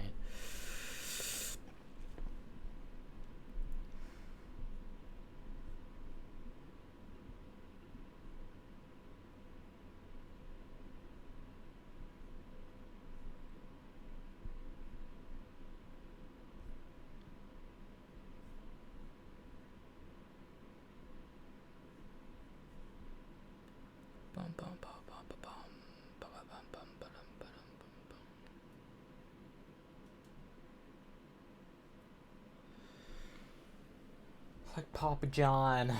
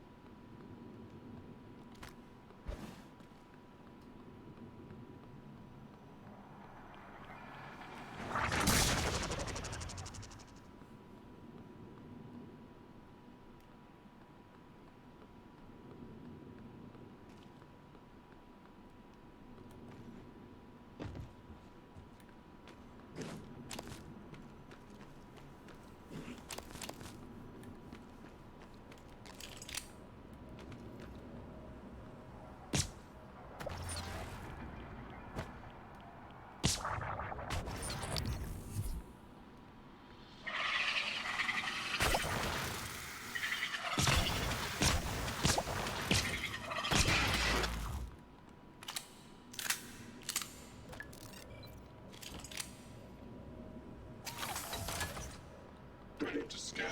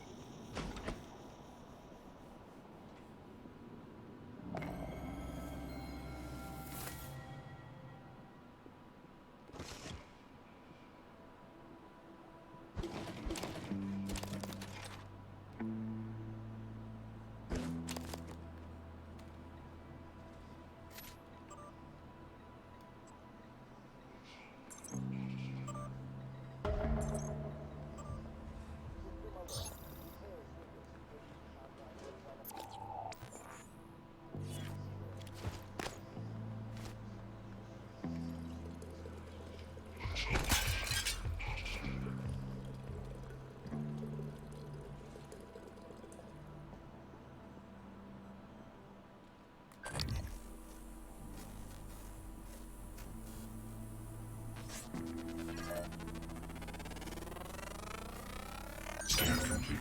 More specimens required.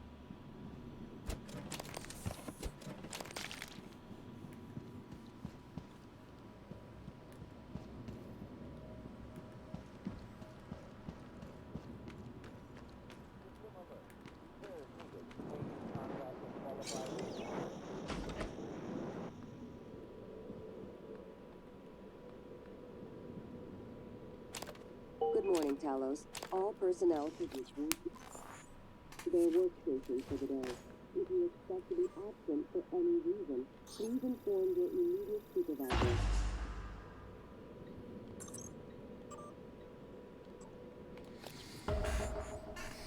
Metaphorically.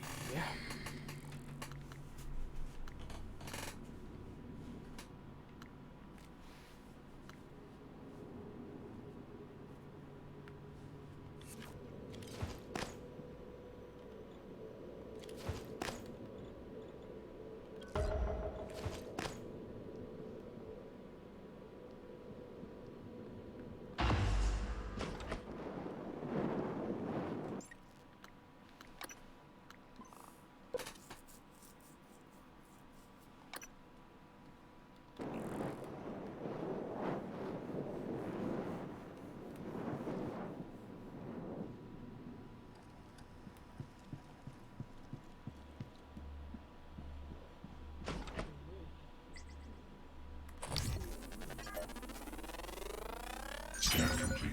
More specimens required.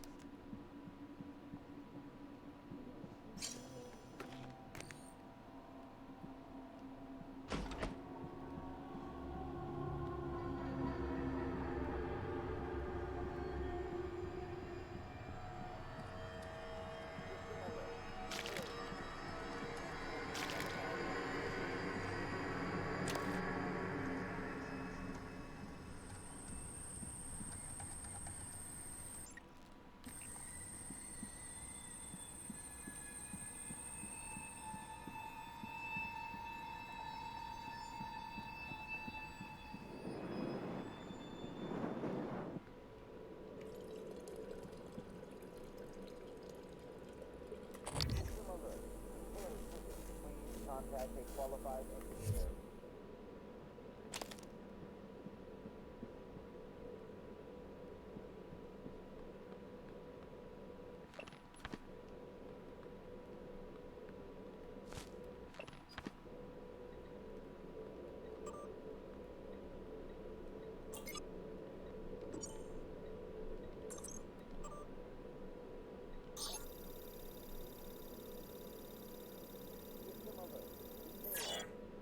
Tell me about the dream.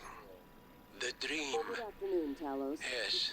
It's it's always in my lab, and I'm standing in front of the glass. Are you alone? Yes. What do you see in the glass? Nothing. At first. I don't want to turn it on, but I can't help it. I have to turn it on. When I do, it's like the heart of a black hole, an immense darkness. There's something swimming in the black. I catch glimpses. Edges of the shape. I feel as though it wants to come through. Onto my side. I have to turn off the glass before it sees me, but I always wait before I can. What does it look like? The shape in the glass? Nothing. Does it look like this image here? Dr. Calvino, does it look like this? No, that's... No, I don't... Are you sure? Where did you get that drawing? Have you been spying on me? I don't want to talk to you anymore. Sarai, come in. It's Sarah, but you can call me Chief Elazar. Matt. Matthias, please. Forgive me, but your name is Sarai in the file. We've been over this. My mother Americanized it. Will we be spending the next 59 minutes like this? Because we could cut it short right now. We've discussed your mother. I thought perhaps today we could speak more about the career choices that were born of that. Serving in the military wasn't an excuse to get away from her nagging, Matt. I was just restless. And you're better now? Not restless? I'm fine. Because your last tour of duty was the evacuation, and reports from there... I saved as many as I could. For every soldier we lost, we were able to save 100 civilians. Yes. Tragic. Still, to lose soldiers under your command... The cost was worth it, both in lives and the unification of the region. Taking on a losing battle like that. Fighting. Not enemy troops, but the equivalent of a natural disaster. It wasn't natural, it was man-made. It prepared me for here, Dr. Cole. Because this station, it's the same thing, a disaster waiting to happen. We are well-trained and poorly equipped. The research is dangerous. Keeping secrets secret is dangerous. I'm sure you would agree. These psych evals are a waste of time. A waste of time? Like back on Earth? That was different. Was it? Anger, issues with authority. A year of counseling doesn't sound like a trivial matter. Those files were supposed to be closed. Are you angry? I'm getting there. Any new relationships? No. I thought you and Miss Foy, the sanitation engineer, were seen together. She's a sanitation boss, and we're not in a relationship. Not anymore. Ah. And this separation, did it involve anger? Issues with authority? Screw this! I'm done. Report me to the U's, I don't care. They're putting the station at risk just like TranStar North and just like on Earthside. You assholes will bury it with your psych eval bullshit. And another thing.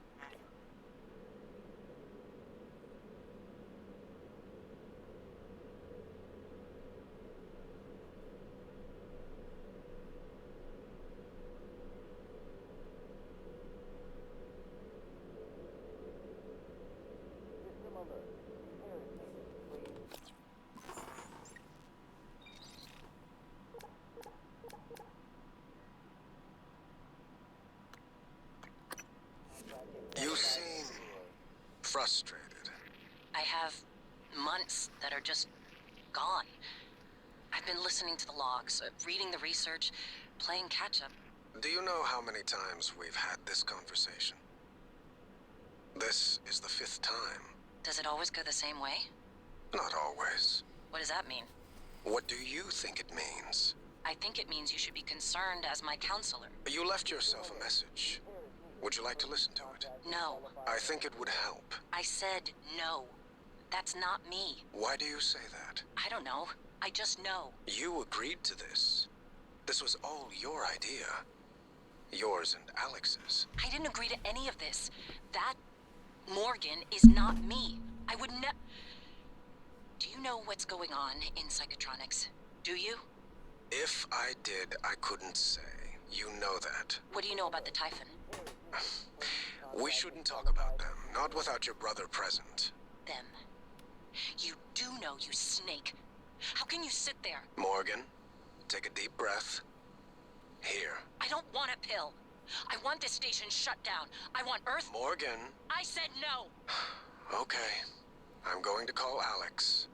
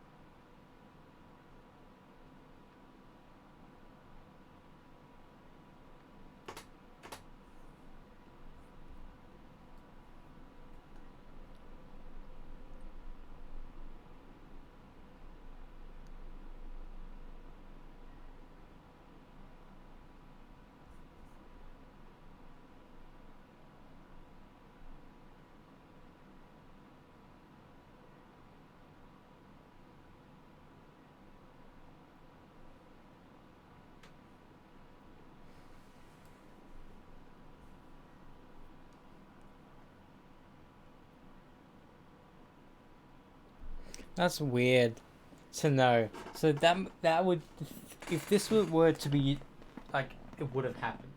Because what I just watched basically the scene where Old Man Cap comes back.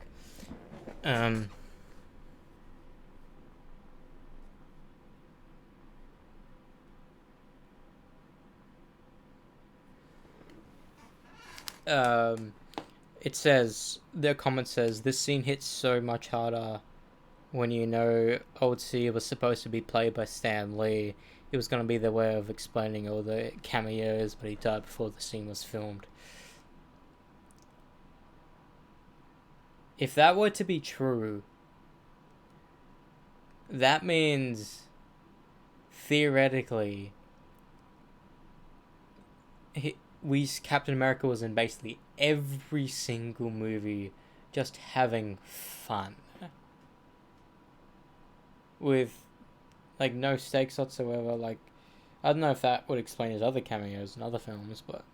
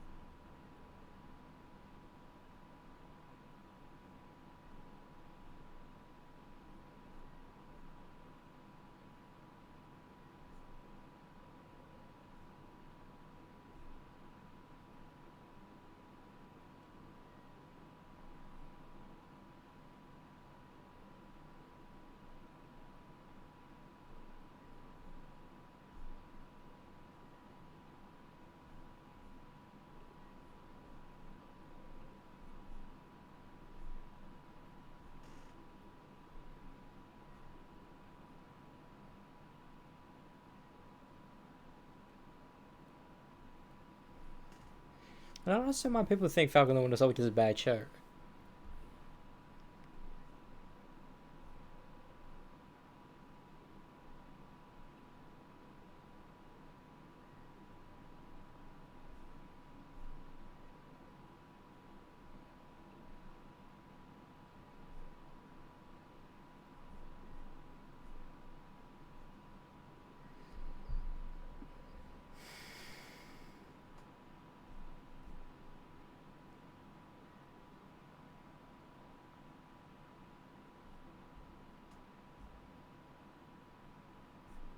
Okay, I think a good Captain America 4 movie with Chris Evans Captain America would be bringing the Stones, at least like an animated, or even if it was a live action, be a pretty big thing. But a show or whatever where Steve just bring the Stones back to the where it was. You know, each episode will be focused on the one stone. You know, and sure, maybe an episode could be 2 stones, but that means there'll be one extra episode for whatever. Like, in that final episode will be returning to Peggy, you know? Like, returning to Peggy, I don't know when though. The part where he finds her in Avengers Endgame, or when he died.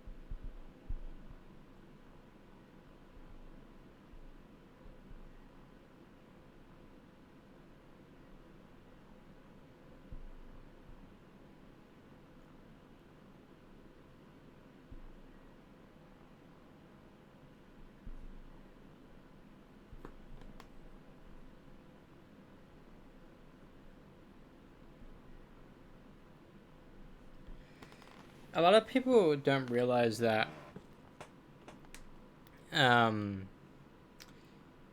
people are like, no, he created a new timeline. His thing right there created a new timeline, so there's no way in hell Captain America would be there. And I'm like, mate, you're thinking in a too literal sense. Like, if we talk about how even in Loki it explained, well, but they time traveled, but then the TV was like, that was meant to happen. They were meant to time travel. And with that as a stand in the sacred timeline, that means Captain America himself was always meant to go back in time. Therefore, there was always going to be a younger version of him with Peggy growing up. However, he himself told him he was from the future. Because if he goes back to the Captain America First Avenger scene, he would tell her that he's basically 10 years older. Or even 15 years older, body-wise, than how she knows him, because the Avengers, Captain America, and First Avenger Captain America are the same age. Winter Soldier's a little bit older, Civil War, Age of Ultron's a little bit older, and Civil War's the same age. Then Infinity War is a little bit older. Then 5 years later is Endgame. So he has 15 years basically in the future. And I don't know if he preferred it or not. Who knows?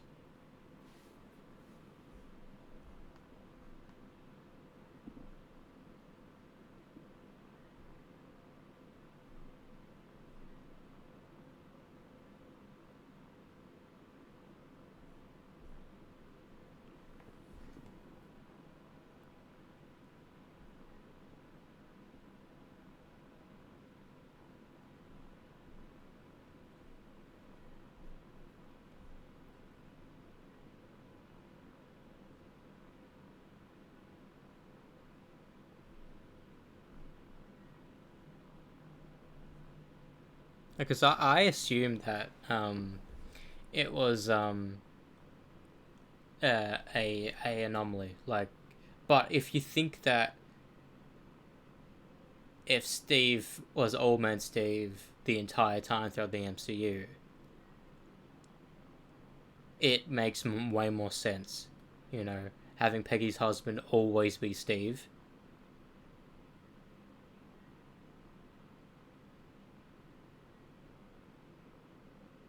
But then that brings the question: how does that make the Winter Soldier, him seeing Peggy as an old person, in the funeral in Civil War? Will that affect it?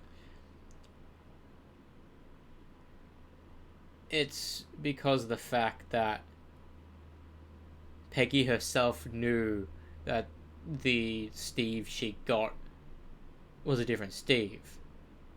So the Steve she got back in the day is older than the Steve she actually knows in the future. So that's why she's is sad, because she knows what he had to deal with.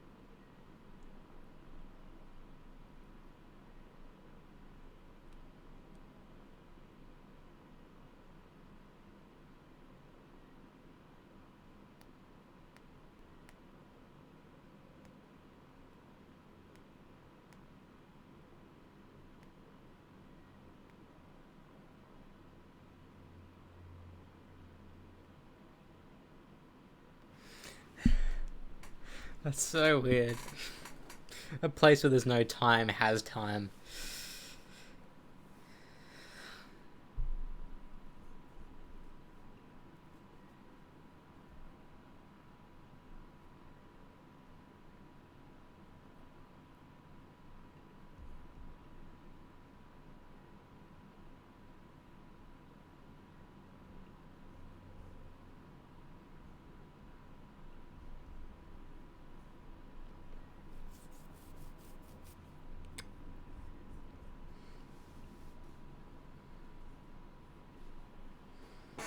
Alright. Let's do what I want to fucking do. I mean, let's do what I did before. When did I save it before? Fuck, 20 minutes ago.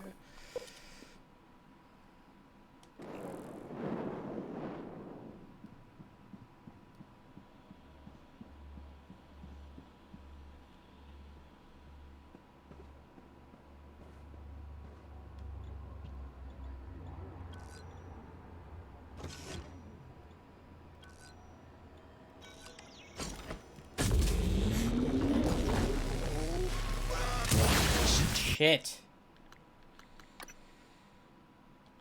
Hence why I did that.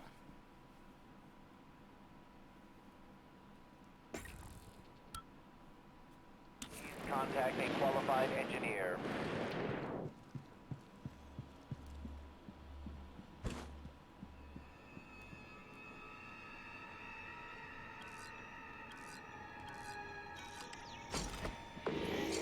What's that?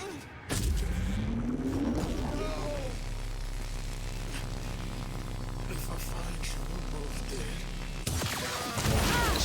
That should have worked. Cunt.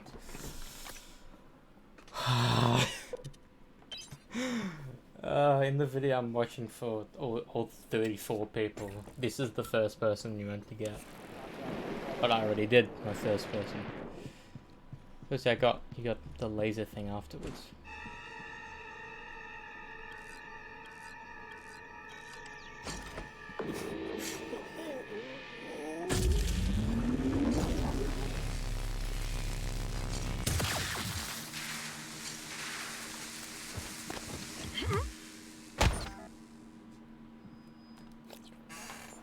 So that counts. It counts as 2 humans killed. Good. Yay. That counts. Winning.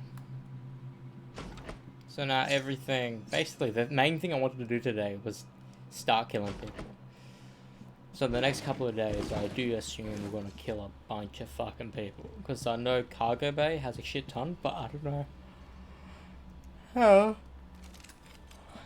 how that's gonna work.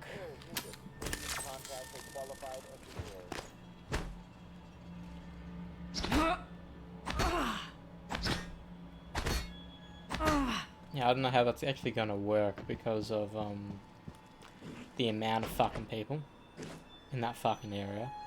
Generally, I have no idea how that's gonna work. What if this one? There's only 5 in the game, but I still want to check.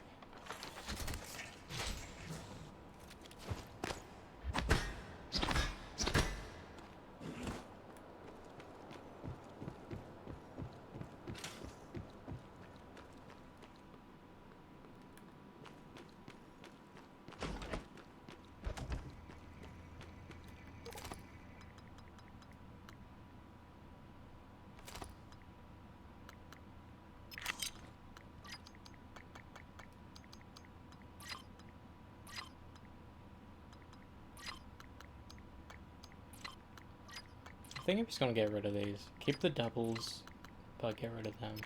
Because it's not gonna serve us any purpose, it's just cluttering up space.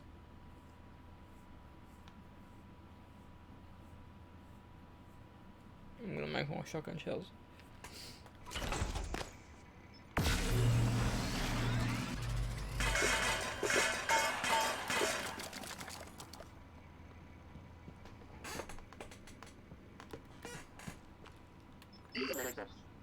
Look how much, bro. That's because I didn't even realize how much things you can actually get by using playing the game normally. That's actually insane.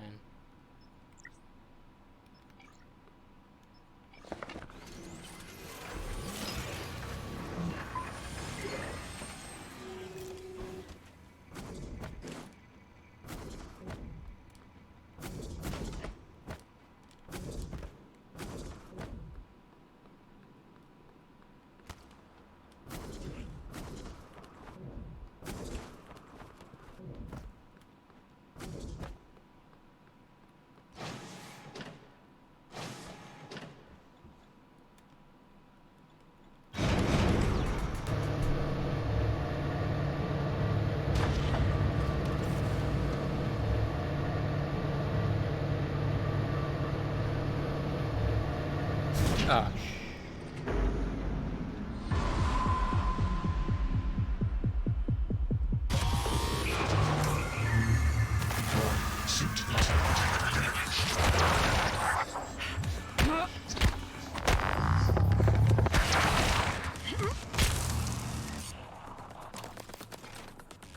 fun fact, that's the only time in the game we actually attacked anything in the elevator.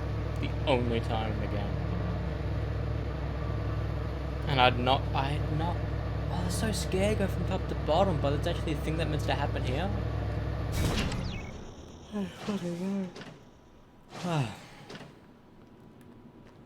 Which I had no idea.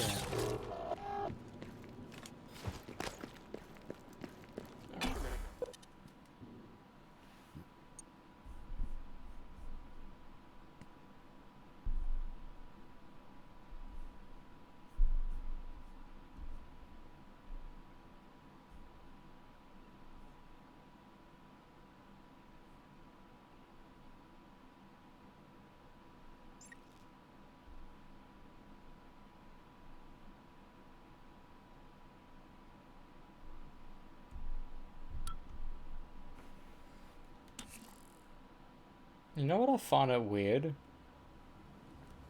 Is that, especially in America,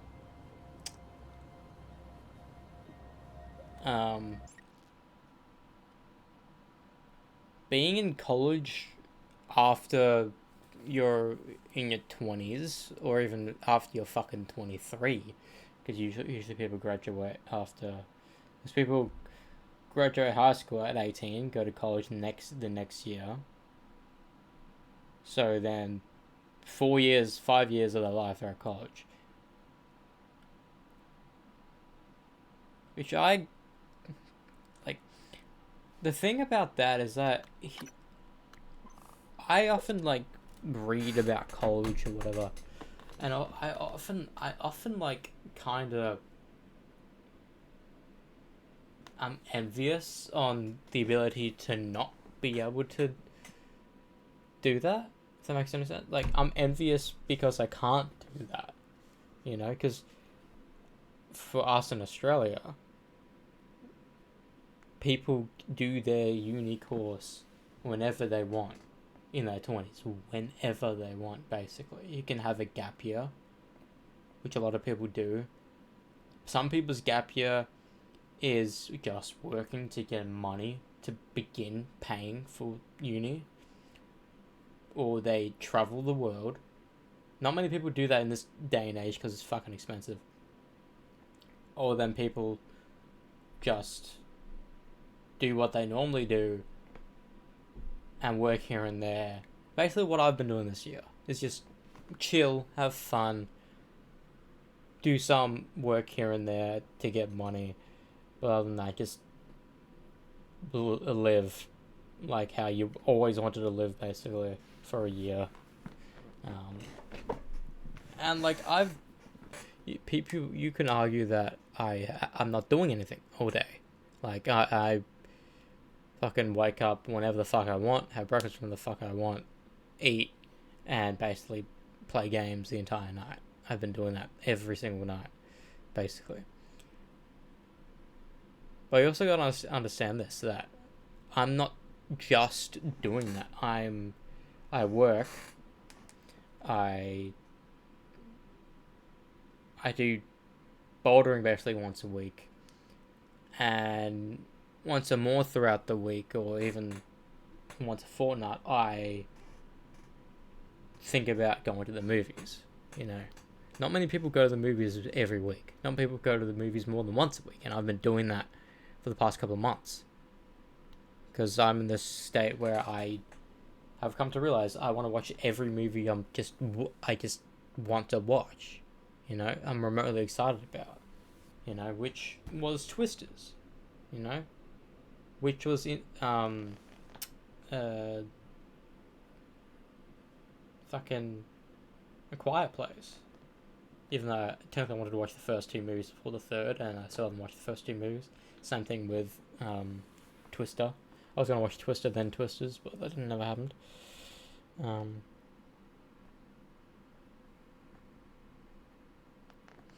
Anyways, going back to college, I was envious on that because college, like, apparently people have stated that movies and TV shows aren't far off of what college actually is. People go to a college and throughout the week in between their classes, you just hang out with your fucking friends, do whatever the fuck you want, basically. Some people work as well to pay for that shit, but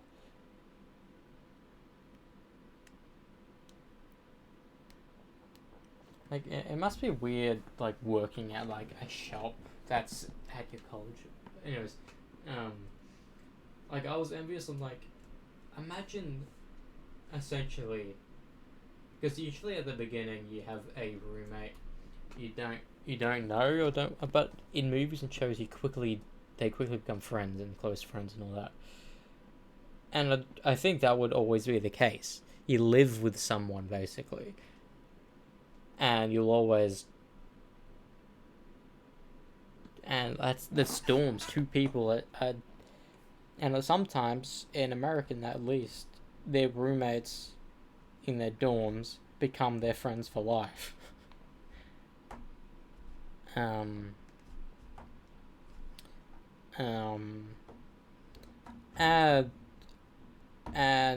famously,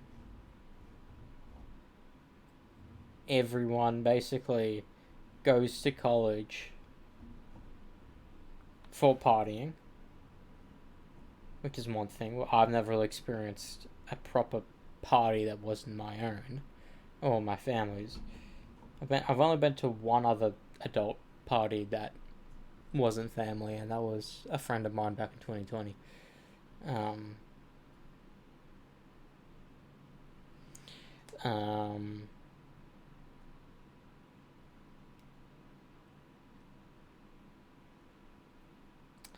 But it's always people go to college to explore sex. And with Australia's climate, university or college is the polar opposite of what it is in America. Like, if we had the option to, like, do, like, overseas tertiary stuff, I think a lot of people would do that. Because in America, it's common for you to go to a different state for college, because you know you're going to stay there. And you fly back for the summer or whatever. And it's the common thing. But for us, usually people try to get universities as close to their home as possible. You know? And you can go to college or university in Australia whenever you want. The people in your class will be in their mid-40s, whilst you're doing it when you're 19. But in college, it's a rare sight to see someone that, if they're 30, rare sight, because everyone has their college degrees already, and that party aspect of the life is done. And legitimately, if because I had this conversation with myself a couple of days ago, or a week ago now, is that because there was a possibility that my dad and his family was going to move to America, because it was America, Canada, UK, or Oh, here, and we chose here because she was the cheapest apparently.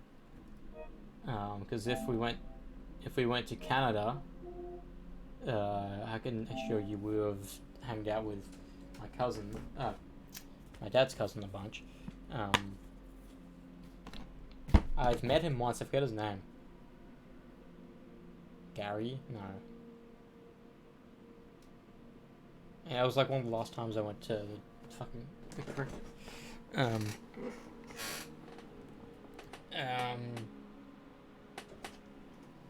But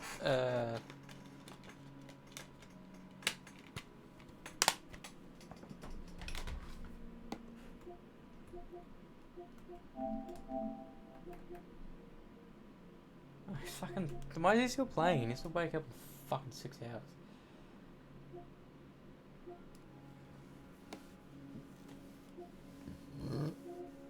Roger? No. Something like that. Or if we went to UK, it would have been something else. And if it was in America, as soon as we found out about my auntie, and we would have been close, basically, for the past 20 years, easily. And that's also if it's the odds of my mum also going, because Dad's Indian, Mum's British, and my man in Australia. If there wasn't the odds that they both went to America, went to the same high school or college, what are the odds of us still being here? Still being the exact same people my brother and I are. However, we're just American, just not Australian. We'll look exactly the same. We'll be into the exact same things. We'll be doing the exact same things. Like, Ryan would still exist. He'd still be a part of my family. I just wouldn't know who he was. Because he didn't move... He moved to fucking... He's in Australia. You know?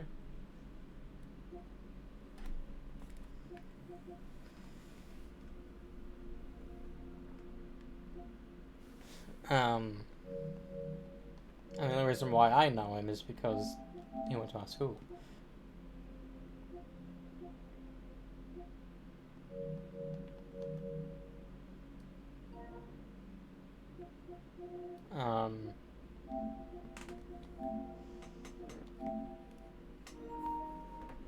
But yeah, like if that were to have happened, I would have essentially been American. I would have went to college. Right now, I could be in my 4th year of college, you know? Like, I may or may not would still be into metal. I do not know. Maybe, maybe not. But I know for a fact that my cousins wouldn't be my cousins because, like, my mum's siblings would have moved as well, and therefore their families wouldn't exist, or at least different people, you know. And it's so weird to have this thought be like, wow, like all the people you know won't be there. I'm like, yes, that's true. However, there could be a potential people you will never know you'll know out there in that other lifetime. Other life. I would want to know this, you know, like I would want to know my hypothetical cousins would be, you know. I would want to know if I'm a musician, you know. I would want to know if, because we're American, will we even know Parkway Drive, you know, all these things. Fucking hate this song. What is it?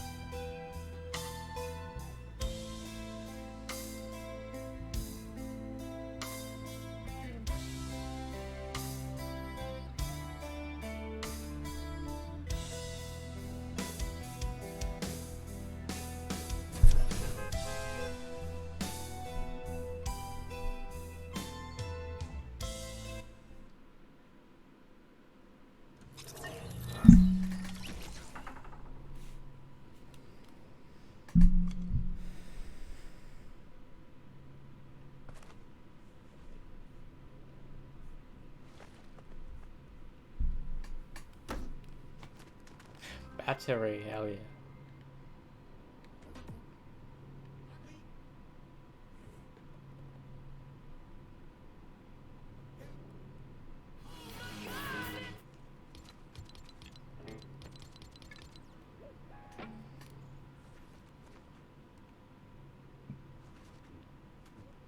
But she leave.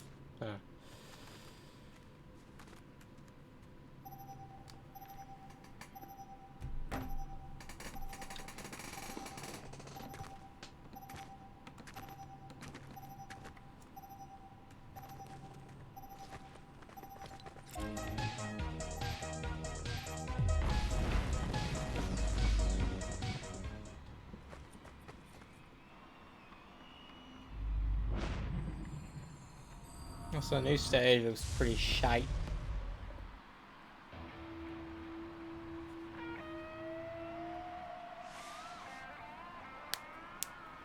Look at these massive fucking speakers.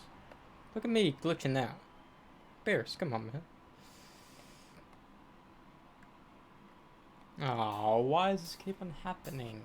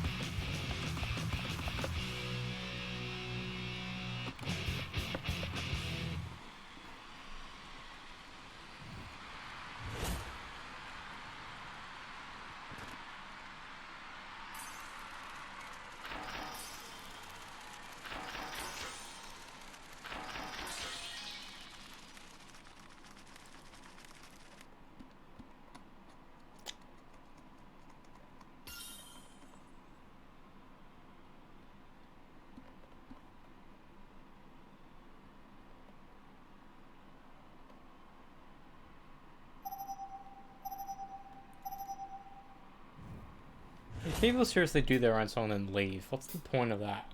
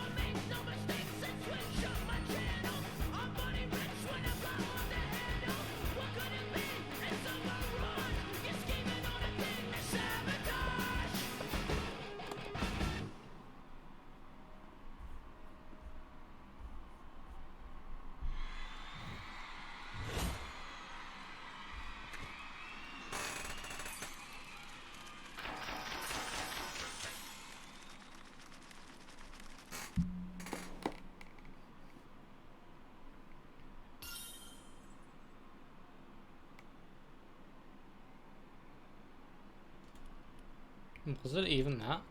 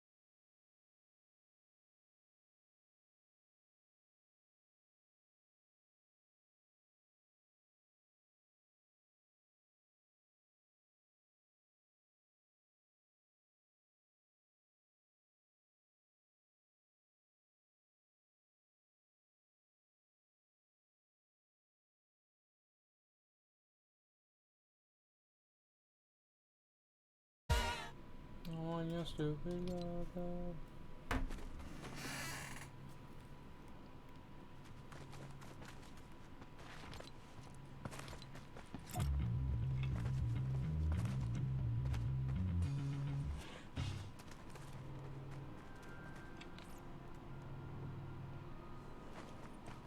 How many blur?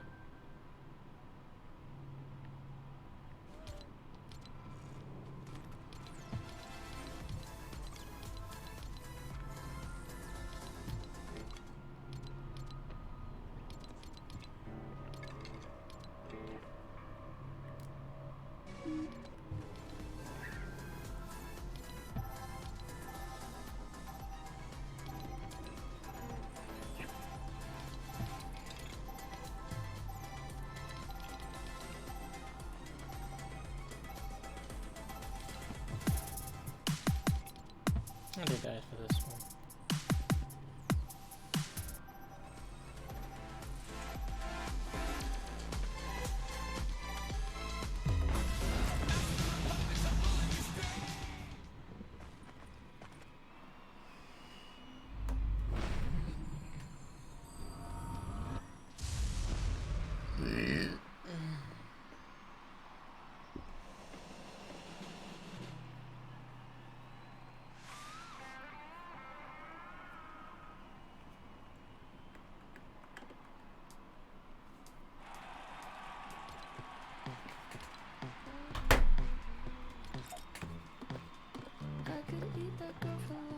She dances on my tongue, tastes like she might be the one. I can never get enough, I could buy her so much stuff. It's a craving, not a crush. Call me when you're there, I said I'll buy you something rare, and I left it undeclared. So now she's coming up the stairs, so I'm pulling up the chair, and I'm pulling up my hair. Baby, I think you were made for me. Somebody write down the recipe. Been trying hard not to overdo. You're just so sweet. I wanna shower for you like you want. Clothes on the counter for you, try it on. If I'm allowed, I'll help you take them off.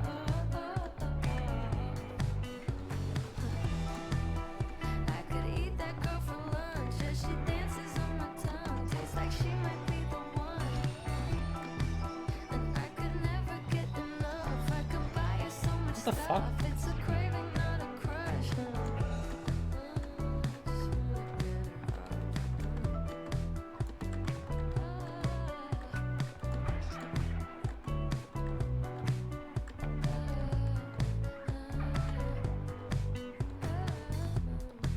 She's taking pictures in the mirror. Oh my god, her skin's so clear. Tell her bring that over here.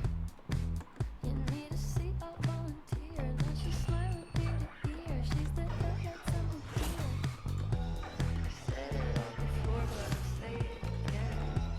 I'm interested in more than just being a friend. I don't wanna break it, just want it to bend. Do you know how to bend? I could eat that girl for lunch. She dances on my tongue. I know it's just a hunch, but she might be the one. I could eat that girl for lunch. There she tastes like she might be the one.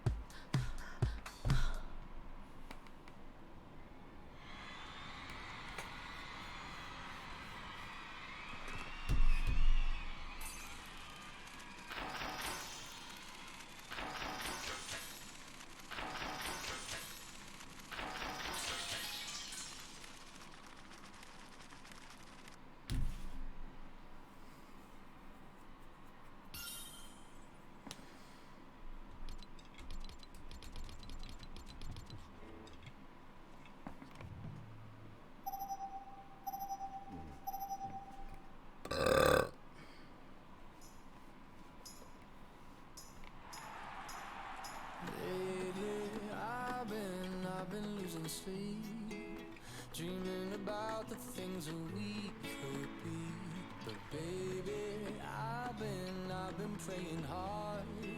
Said no more counting dollars, we'll be counting stars. Yeah, we'll be counting stars.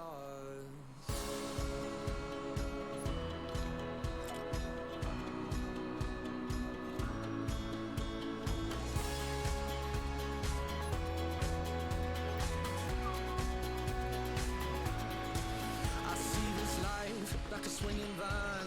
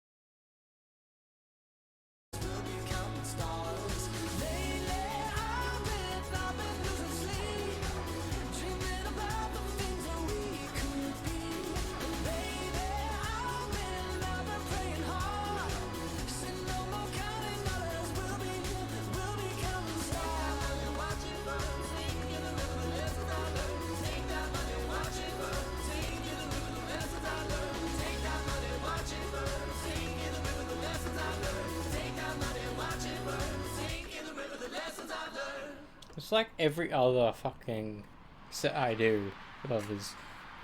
One will always be metal, the other one will always be pop. That person barely fucking played.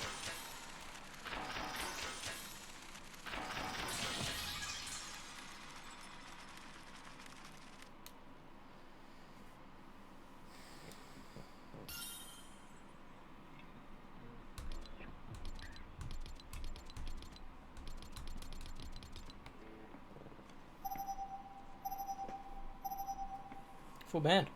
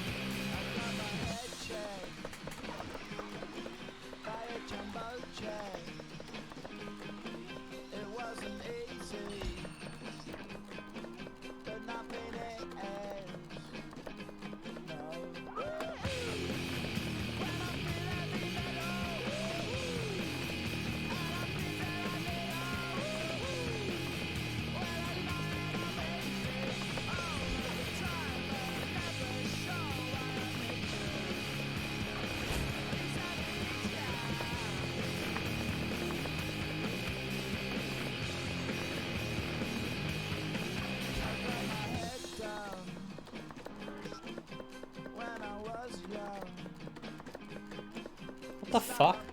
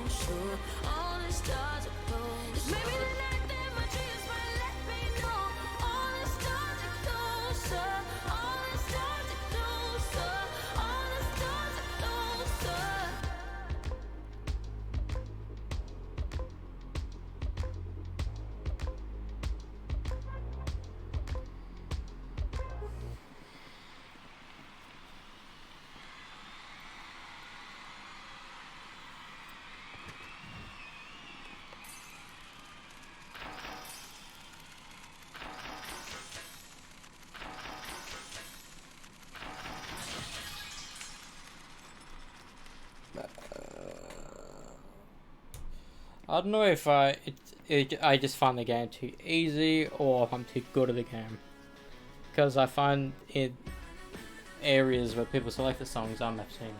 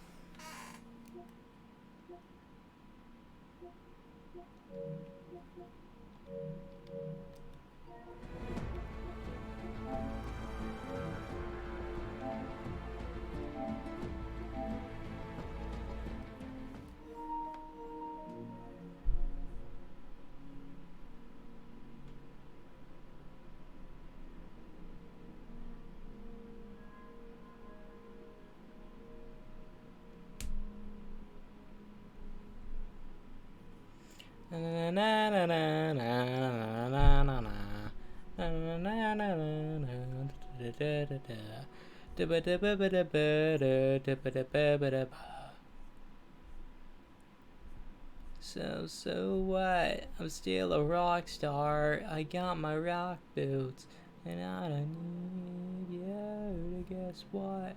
I'm having more fun, and now we're dying. Gonna show you the world.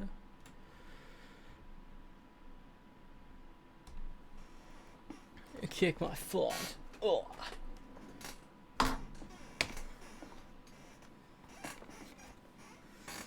So fucking what?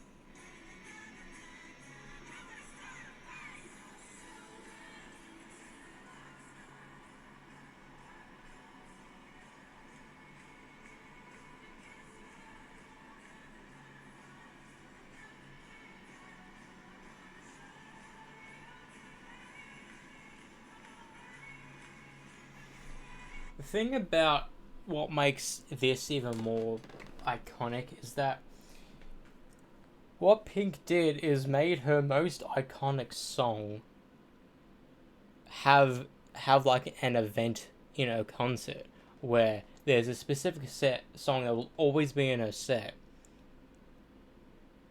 and no matter if you get tired of that song, because usually with the most popular song with people get tired of it, like Enter Sandman, Nothing Else Matters by Metallica, people always get tired of because like we don't want to. People have heard that so many times, people don't want to hear it anymore. Happened with me with Enter Sandman really, really quickly for some reason. And it's still like Master of Puppets is still amazing to listen to, but Enter Sandman I can't be fucked. But with this, you're always excited to see Pink jump in the air, no matter how many times you see her live. Seeing So What will be the pinnacle of the night. So she made arguably her greatest song be a spectacle within her show to see just that element of the show.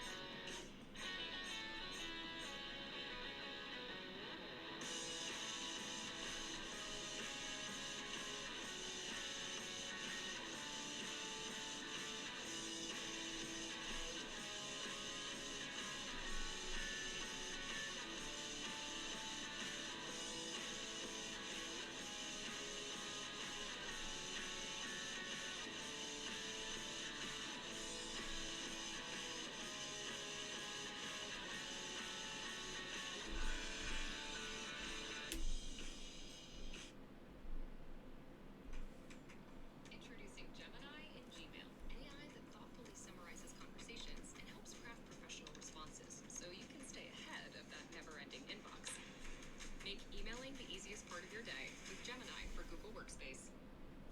In 2017, I got sick and it took me out for like a year and a half. And it had pretty devastating impacts in the sense that I couldn't really move. And I think coming back, I wanted to own it more. I wanted to show up as I am.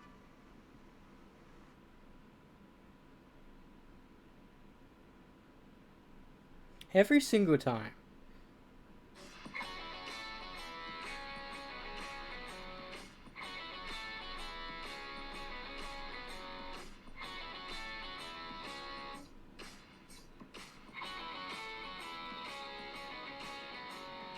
Justin Jericho. What's up, buddy? Thank you for agreeing to let us talk to you today about your career, your work with Pink. I mean, for people who don't know, Justin Jericho, you have been Pink's sideman, the most recognized guitarist with her and her music for almost 20 years. Yeah.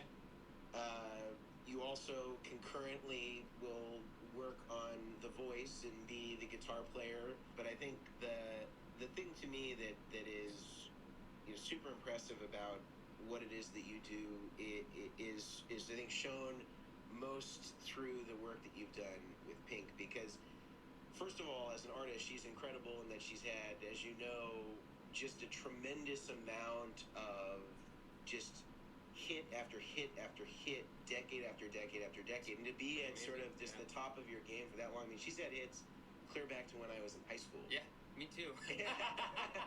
and so you have the task of not only learning obviously the catalog before you were involved, but also interpreting the sessions and how the record sounded when we're listening to it on the radio or on our CD players if it's back then, MP3s or whatever it is, and then translating it to a high energy performance that's in an arena. Right.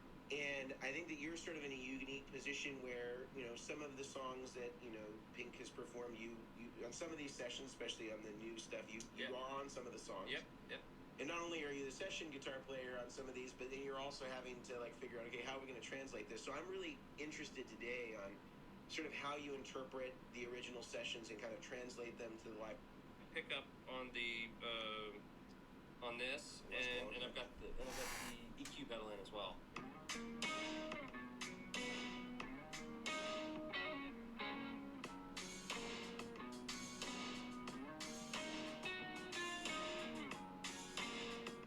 So fast forwarding with the chronology, we're moving on a couple of years, 2008. You're already, in the band at that point. It wasn't like you were coming in and doing the song "So What." That's again another huge anthem. Hit. Yeah, I mean, you got to play that song every gig. I would imagine. Yeah. And so, tell us about that song. The adaptation from studio to stage. What you're doing with it, the gear. Sure. Yeah. So that song, when I first heard it, I was like, oh, this is awesome. But then when I first heard it, I was like, how am I gonna play this? Because it's obviously there's a guitar down there and there's a guitar. They're octaves apart. Yeah. That's what gives it that big thing. And so I was like, oh, maybe I'll get an octave thing. But there's there's the middle, there's an octave below, and there's an octave on top. So it's like, so I was like, man, what am I gonna do? And then luckily for me, maybe I'm the luckiest guy in the world, right? Luckily for me, Electro Harmonics came out with the POG around that time. And you had the big one at first? I had the big one at first. Yeah, I think I see it over there. With all the dials, which is amazing. John Frusciante, I think, was a big user. Maybe still, hopefully. Fingers crossed. He's still going old school analog. Oh, dude, it's the best. I mean, it's like one of the coolest pedals, because the coolest thing about that pedal was, you have other octave pedals and multi-effects and things like that, but the thing that was so cool about this one is that it tracks so well, and it's also polyphonic. Yep. So not that I'm playing chords on this particular song, but there are times where you can dial it back a little bit, dial up the octave up, and it's sort of a 12-stringy effect, but a cool sonic thing. Yeah. So that was the thing for that, right? So basically for this song, it's just the POG and the Shiva.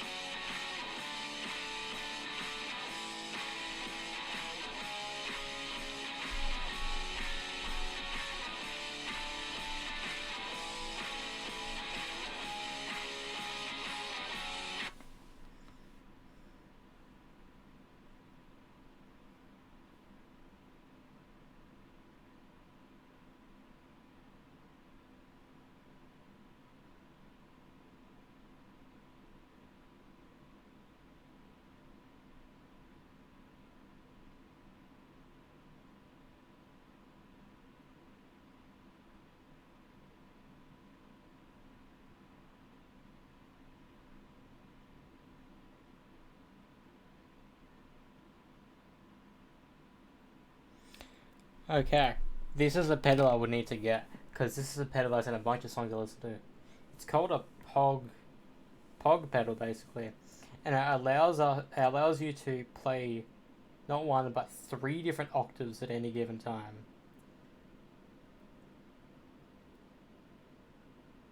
Okay, so yeah, I need to cop that. $500 fucking bucks, basically.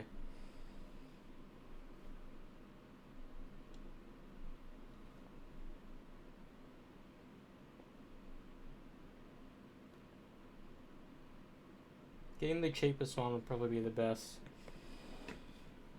And probably copying some other pedals, because as a guitarist, many guitarists need a pedal board for certain stuff, and I don't have a pedal board. I just have the DI to play my shit.